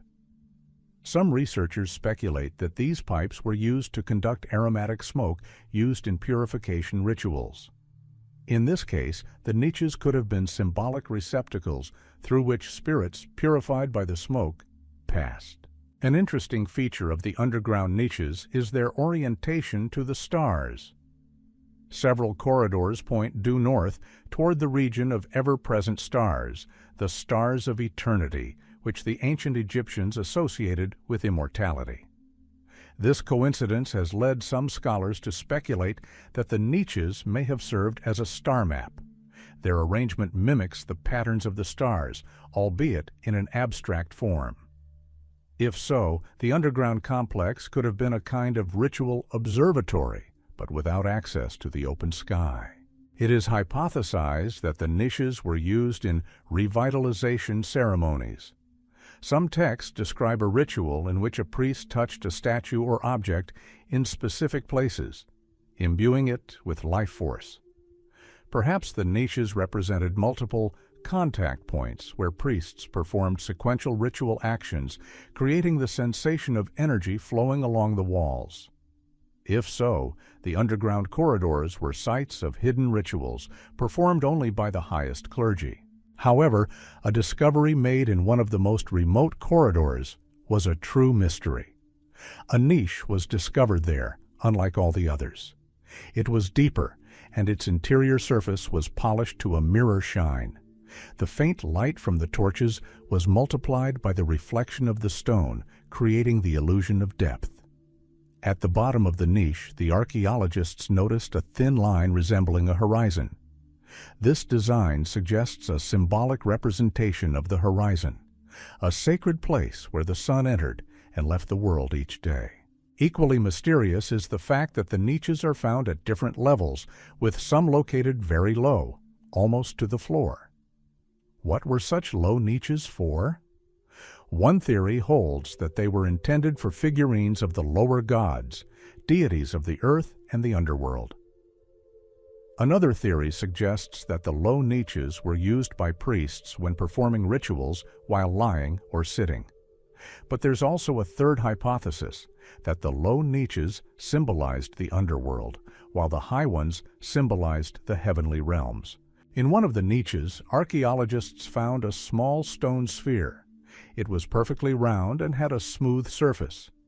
At first glance, it appears to be an ordinary object, but its material, a rare limestone with bluish veins, is not found in Saqqara. Perhaps the sphere was brought from afar and had ritual significance. One researcher has advanced a bold hypothesis.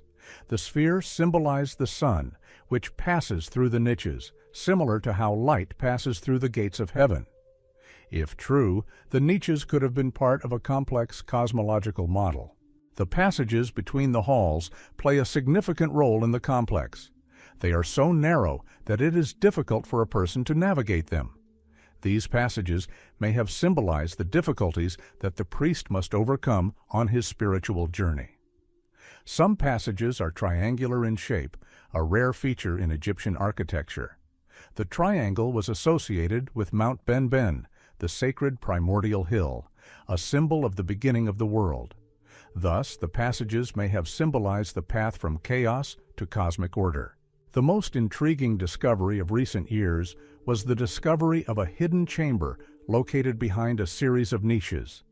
It is small and almost empty, but traces of blue paint remain on its walls. In ancient Egypt, blue was associated with the sky and water, the two elements that determined life and death. Perhaps the chamber was a place where priests performed secret rituals addressed to the sky gods, or it was a preparatory chamber where purification rites were performed before the main ritual in the niches. Despite decades of research, the underground niches of Saqqara North remain a mystery. They are a complex that combines acoustic effects, astronomical orientation, symbolic forms, and a complex corridor structure. All of this suggests that the niches were more than just a decorative element. They were a crucial component of a religious system, possibly a system for transmitting secret knowledge accessible only to a select few. The underground niches of Saqqara North reveal that even during the Old Kingdom, a level of spiritual practice existed that modern researchers can only guess at. Their study continues, and new structures will likely be discovered in the future that will help decipher the meaning of this stone labyrinth. Stone chambers of Judjatif. On the eastern edge of the Saqqara Plateau, near ancient workshops associated with the late Old Kingdom, archaeologists have discovered a mysterious complex of rooms dubbed the Stone Chambers of Judjatif. The name is provisional. Ancient texts contain no hint of such a complex, much less a figure to whom it might refer. However, the unusual architecture, the combination of carefully crafted surfaces, and strange incisions on the walls make this structure one of the most intriguing mysteries of the late 6th dynasty. The first explorations began after workers stumbled upon a flat slab buried in the sand. The slab turned out to be the entrance to an artificial shaft. The shaft led to a large rectangular hall, the walls of which were covered with a fine grid of lines. These lines are arranged with such precision that they create the impression of a geometric drawing. But most importantly, the lines do not form words or symbols of known scripts. They resemble a graphic diagram, perhaps related to the orientation of the building or a ritual representation of space. The hall itself has an unusual shape. Its walls slope slightly inward, giving the room a pyramidal character. The ceiling forms a complex stepped vault, reflecting sound and creating a multiple echo effect. If a word is spoken in the center of the hall, it returns as a faint vibration from each step. This acoustic phenomenon has impressed researchers. The ancient builders clearly aimed to achieve a specific sound. It is possible that the hall was used for rituals involving the voice, prayers, or sound formulas. Further excavations revealed 4 more chambers behind the main hall. They are connected by a common axis oriented toward the winter solstice. A narrow beam of light, passing through an opening in the surface, is directed toward this point. On a certain day of the year, the beam penetrates and illuminates the central stone in one of the chambers. This discovery suggested that the Judgeatif chambers were part of a solar cult, but in an unusual hidden form, without obelisks, without open courtyards, without the elements characteristic of solar temples of the 5th and 6th dynasties. However, the second room raises the most questions. Its walls are lined with smooth, shallow recesses. They are arranged at varying heights, like steps that allow one to read the space. Some recesses are rounded, others rectangular.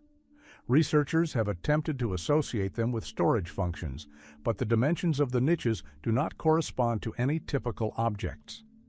Another hypothesis suggests that the niches served to house stone tablets, perhaps temporarily inserted during rituals. However, no traces of the tablets have been found. The most astonishing discovery was made in the third room. A long stone table covered in fine incisions was discovered there.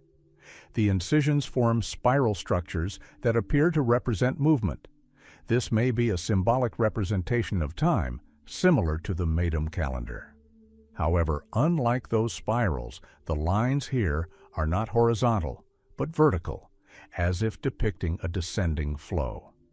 This suggests rituals associated with immersion or transition to another level of being.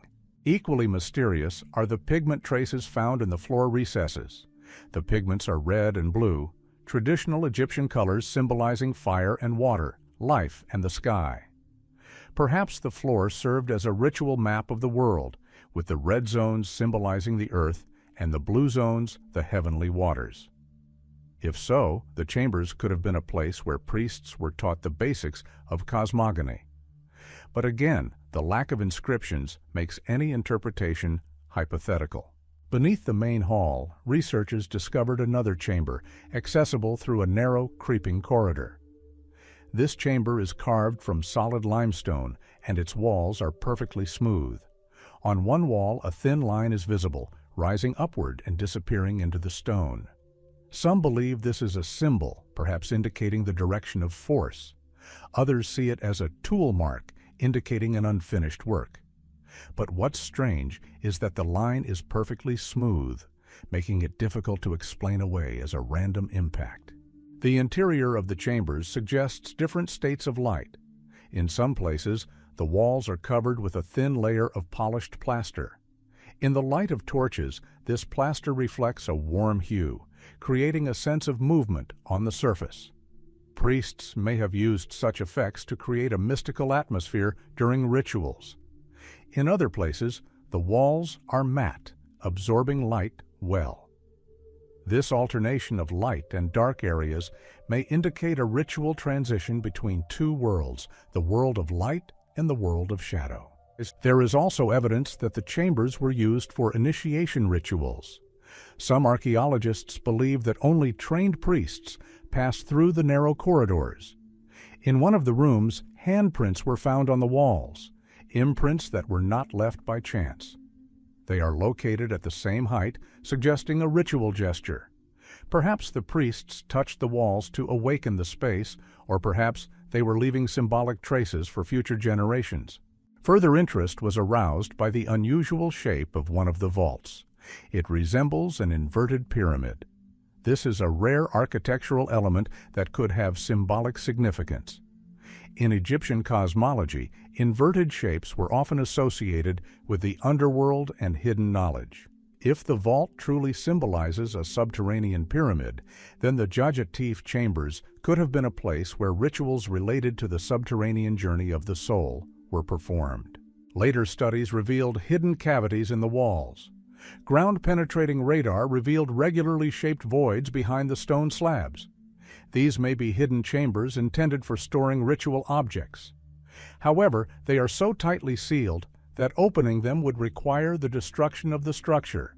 Therefore, the contents of these chambers remain unknown. An interesting observation was made regarding the surface of some stones. They bear traces of microscopic cuts, executed with incredible precision. Such cuts could have served as markers for the craftsmen who created complex geometric structures. It's possible that the Djajatif chambers were a design laboratory for priest architects, where they developed plans for future temples and sanctuaries. But again, this is only one hypothesis. Despite the many interpretations, the main point remains unchanged. The Djajatif chambers were part of a hidden world of sacred architecture. They are not a temple, not a tomb, not a workshop.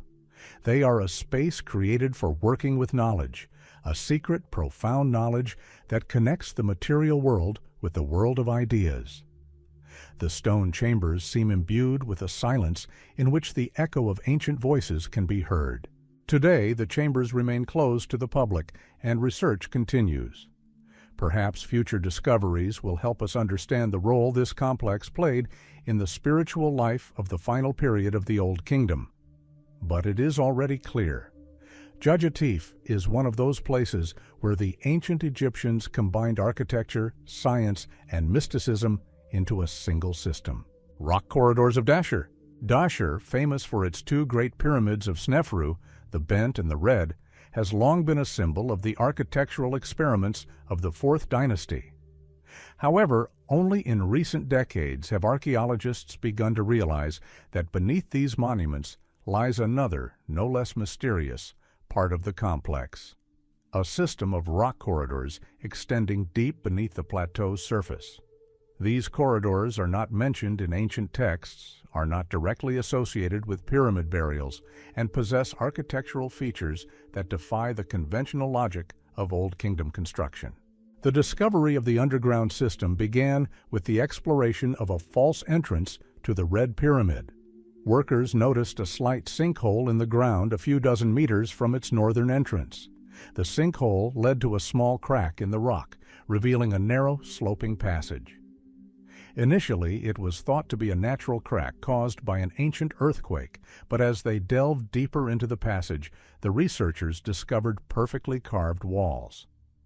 The crack turned out to be the entrance to an artificially created corridor, hidden from view for over 4,000 years.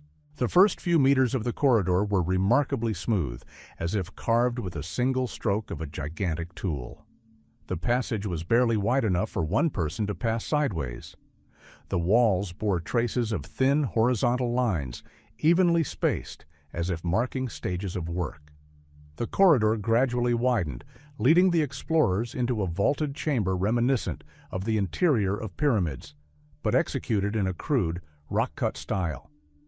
The walls of the chamber bore the imprints of a tool different from those used in the construction of the pyramid chambers. Several rounded depressions were found on the floor of the hall. They were too perfect to be accidental, but too shallow to hold vessels. Some researchers have suggested that the depressions were used to install wooden stands or lamps. Others believe they were anchor points for some kind of devices, possibly measuring or ritual ones. However, the lack of any inscriptions leaves these ideas as mere hypotheses. Two corridors branched off from the original hall. The first led downward at a sharp angle. The second led toward the bent pyramid. This direction immediately aroused interest. The builders clearly sought to connect the underground corridors with both pyramids, as if creating a single complex linking the above-ground and underground elements. This idea corresponds to the concept of a double world where every above-ground symbol has an underground reflector, part of an invisible sacred space. The corridor leading to the bent pyramid turned out to be the strangest. It had a jagged shape, echoing the pyramid's external profile. This jaggedness could be explained by the terrain, but it is too precise to be accidental. Perhaps it symbolized the path of the solar barge passing between two worlds. The bent pyramid has always been considered a transitional form, and the corridor could reflect this transition in architectural symbolism. Along the way to the bent pyramid, the corridor opened into irregularly shaped pocket chambers. In one of these chambers, researchers found traces of pigments, red, ochre, and black. These colors were often used in funerary and ritual symbolism. However, not a single figure or inscription survived. Perhaps the walls were once decorated with images applied with organic dyes that did not stand the test of time. Another corridor leading downwards proved to be smoother and deeper. Its walls were covered with numerous vertical cuts. Some believe these are the marks of tools used to shape the rock. However, the cuts are too evenly spaced. They resemble a form of archaic writing, similar to those found in the early sanctuaries of Abydos. If these were indeed symbols, then the underground corridors of Dashur could have served as a place for secret rituals or teaching. However, the meaning of these signs has been lost. A deep corridor opened into a huge chamber, partially filled with rubble. Its ceiling was decorated with natural veining of the stone, reminiscent of patterns of light. A perfectly leveled round pedestal, made of a single stone, was discovered a meter above the floor. Such a pedestal could have been used as an altar or a platform for ritual objects. However, there were no artifacts around the pedestal, which is unusual for ritual sites. Perhaps objects were brought here and then later removed. The most astonishing thing was something else: the chamber's acoustics. Any sound uttered in the center was transformed into a long, booming echo. This distinguishes the chamber from the chambers in Sneferu's pyramids, where the acoustics are more subdued. Some researchers believe the chamber was used for rituals involving the voice. Perhaps priests cast spells that were meant to be reflected in the stone. In ancient Egyptian magic, the voice was a tool capable of influencing the spirit world.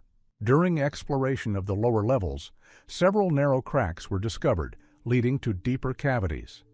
However, penetrating these is dangerous. The rock is too susceptible to collapse. Instrumental studies show that irregularly shaped voids lie beneath the corridors. These may be traces of ancient stone quarries, but the shape of the voids is too geometric. It is believed that some of the corridors were built on old mining shafts, which were later repurposed as sanctuaries. However, the most intriguing discovery was that the corridors of Dashur are oriented according to the movements of certain stars. Analysis revealed that the main axis of the complex coincides with the direction of the star Sirius, a key star for the ancient Egyptians. At the moment of its heliacal rising, the corridors are filled with a special light, which is reflected in the quartz veins of the rock. This suggests that the corridors serve not only as architectural passages, but also as instruments for observing celestial phenomena. Some modern researchers propose a more radical theory. The corridor complex may have been part of the priest's ritual path associated with initiations. Trials could have taken place along the corridors. The darkness, narrow passages, and sharp descents and ascents created an atmosphere of danger and mystical transition. The priest had to overcome these obstacles to be born again, a symbolic reflection of the sun's path through the underworld. However, the greatest mystery is the absence of inscriptions. The Fourth Dynasty period is characterized by a paucity of texts, but not their complete absence. Perhaps the complex was created for rituals, the knowledge of which was transmitted only orally. Or the corridors were built during an era when writing was of limited use. The absence of inscriptions makes the corridor seem like a pure space, created solely for experience, mystical, auditory, astronomical. Today, the rock corridors of Dashur remain one of the most poorly studied structures in Egypt. Many of them are still hidden beneath a thick layer of sand, and their exploration continues slowly and carefully. But it is already clear, this complex was not a random piece of architecture. It was created intentionally, with a deep understanding of relief, light, sound, and symbolism. The rock corridors of Dashur are a path leading into the depths of an ancient worldview, where stone and stars coexisted in a single sacred geometry. Secret tombs of the early nomarchs. Early nomarchs, rulers of local regions in Egypt, played a key role in the formation of the state. They administered land, distributed resources, oversaw irrigation, and maintained communication between the royal power and the people. But despite their importance, their tombs remain one of the most poorly understood mysteries of the Old Kingdom. Their burials are hidden, fragmentary, and many remain undiscovered.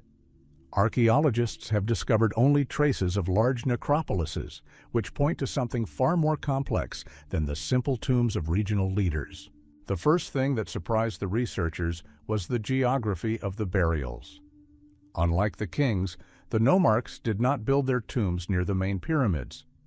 Their necropolises were located on the outskirts of the plateau, in areas where the rock has a complex structure and the ground is full of natural faults.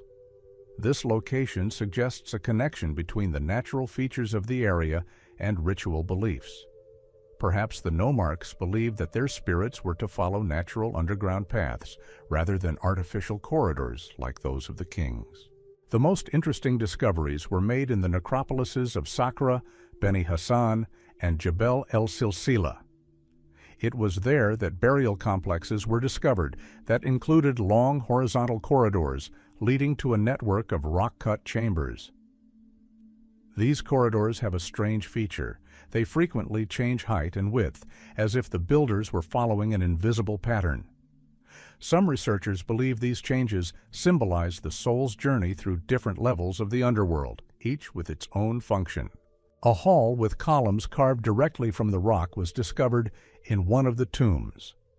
The columns are crudely formed, but in the light of torches, they cast shadows resembling the silhouettes of standing people.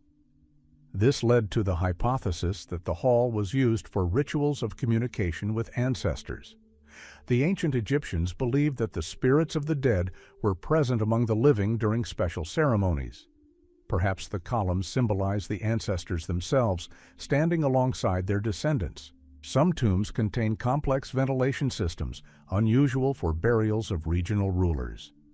The ventilation shafts are aligned with specific stars, such as Meskhetiu, a constellation associated with the god Osiris. This orientation suggests that the tombs were used not only for burials, but also for rituals associated with rebirth and eternal life.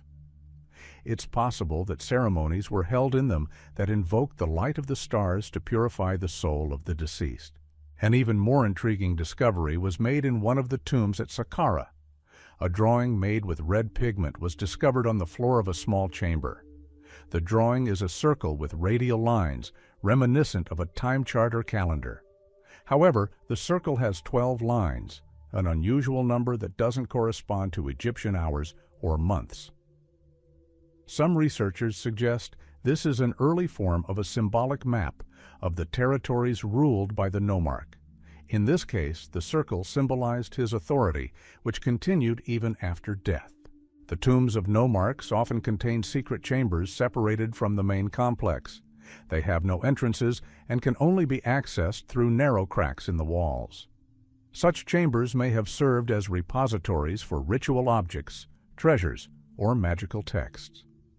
However, a more mystical theory holds that these chambers were places of silence, where the nomarch's spirit would reside before passing on to the next world. The walls of some of these chambers are covered with a thin layer of whitish paint which reflects light, creating a soft glow. The phenomenon of double corridors is particularly noteworthy. Some tombs have two parallel passages leading to the same chamber, One is wide and comfortable, the other narrow and low. Perhaps the wide corridor was intended for processions and rituals, while the narrow one was for the symbolic journeys of the soul. The ancient Egyptians believed that the soul undergoes trials before reaching the final judgment. The narrow corridor could symbolize these trials. Some rock-cut chambers contain traces of water. Mineralized streaks are visible on the walls, which only form with prolonged exposure to moisture. This is surprising given Egypt's dry climate. Perhaps water was used in purification rituals. Alternatively, the nomarchs' tombs were located in areas where groundwater emerged close to the surface. In Egyptian mythology, water is associated with the primordial ocean from which the world emerged. Therefore, the presence of water in the tombs could symbolize a return to origins. One of the most bizarre elements of the tombs is the last-way stone. This is a flat slab installed at the end of the corridor leading to the burial chamber. The slab is always rounded and tilted slightly forward. Some researchers believe it symbolized the gateway to the other world. In some tombs, traces of touching were preserved on the slab, fingerprints made with red pigment. Such touching may have been part of a ritual in which participants asked the deceased for protection. Some modern archaeologists believe that the tombs of the early nomarchs were far more important than previously thought. They may have served as training centers for priests, as a means of replicating the underworld, and as venues for initiation rites. Many corridors are decorated with geometric symbols reminiscent of the movements of the sun and stars. This indicates profound astronomical knowledge, which may have been imparted to students here. But the greatest mystery remains the tombs that have yet to be found. Ancient texts mention nomarchs, whose burials are supposed to be located in areas that are now completely hidden under sand or destroyed by time. Some researchers believe that the most important tombs, those containing secret archives of local government, are still awaiting discovery.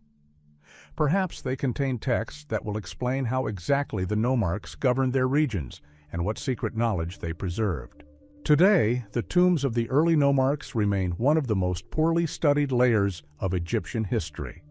They offer insights into how local government functioned, what rituals accompanied the lives of regional rulers, and what secret knowledge was stored in the depths of their underworlds. But most importantly, they demonstrate that even regional leaders of the Old Kingdom created complex, well-thought-out architectural systems that reflected their worldview and aspirations for eternity. The Old Kingdom reveals itself not only as the time of the Great Pyramids, but also as a hidden world of underground passages, tombs, secret vaults, and ritual spaces. Each structure, from the chambers of Medum to the corridors of Dashur, bears traces of an ancient thought connecting earth and sky. By exploring these stone worlds, we come closer to understanding how the ancient priests envisioned the path to eternity.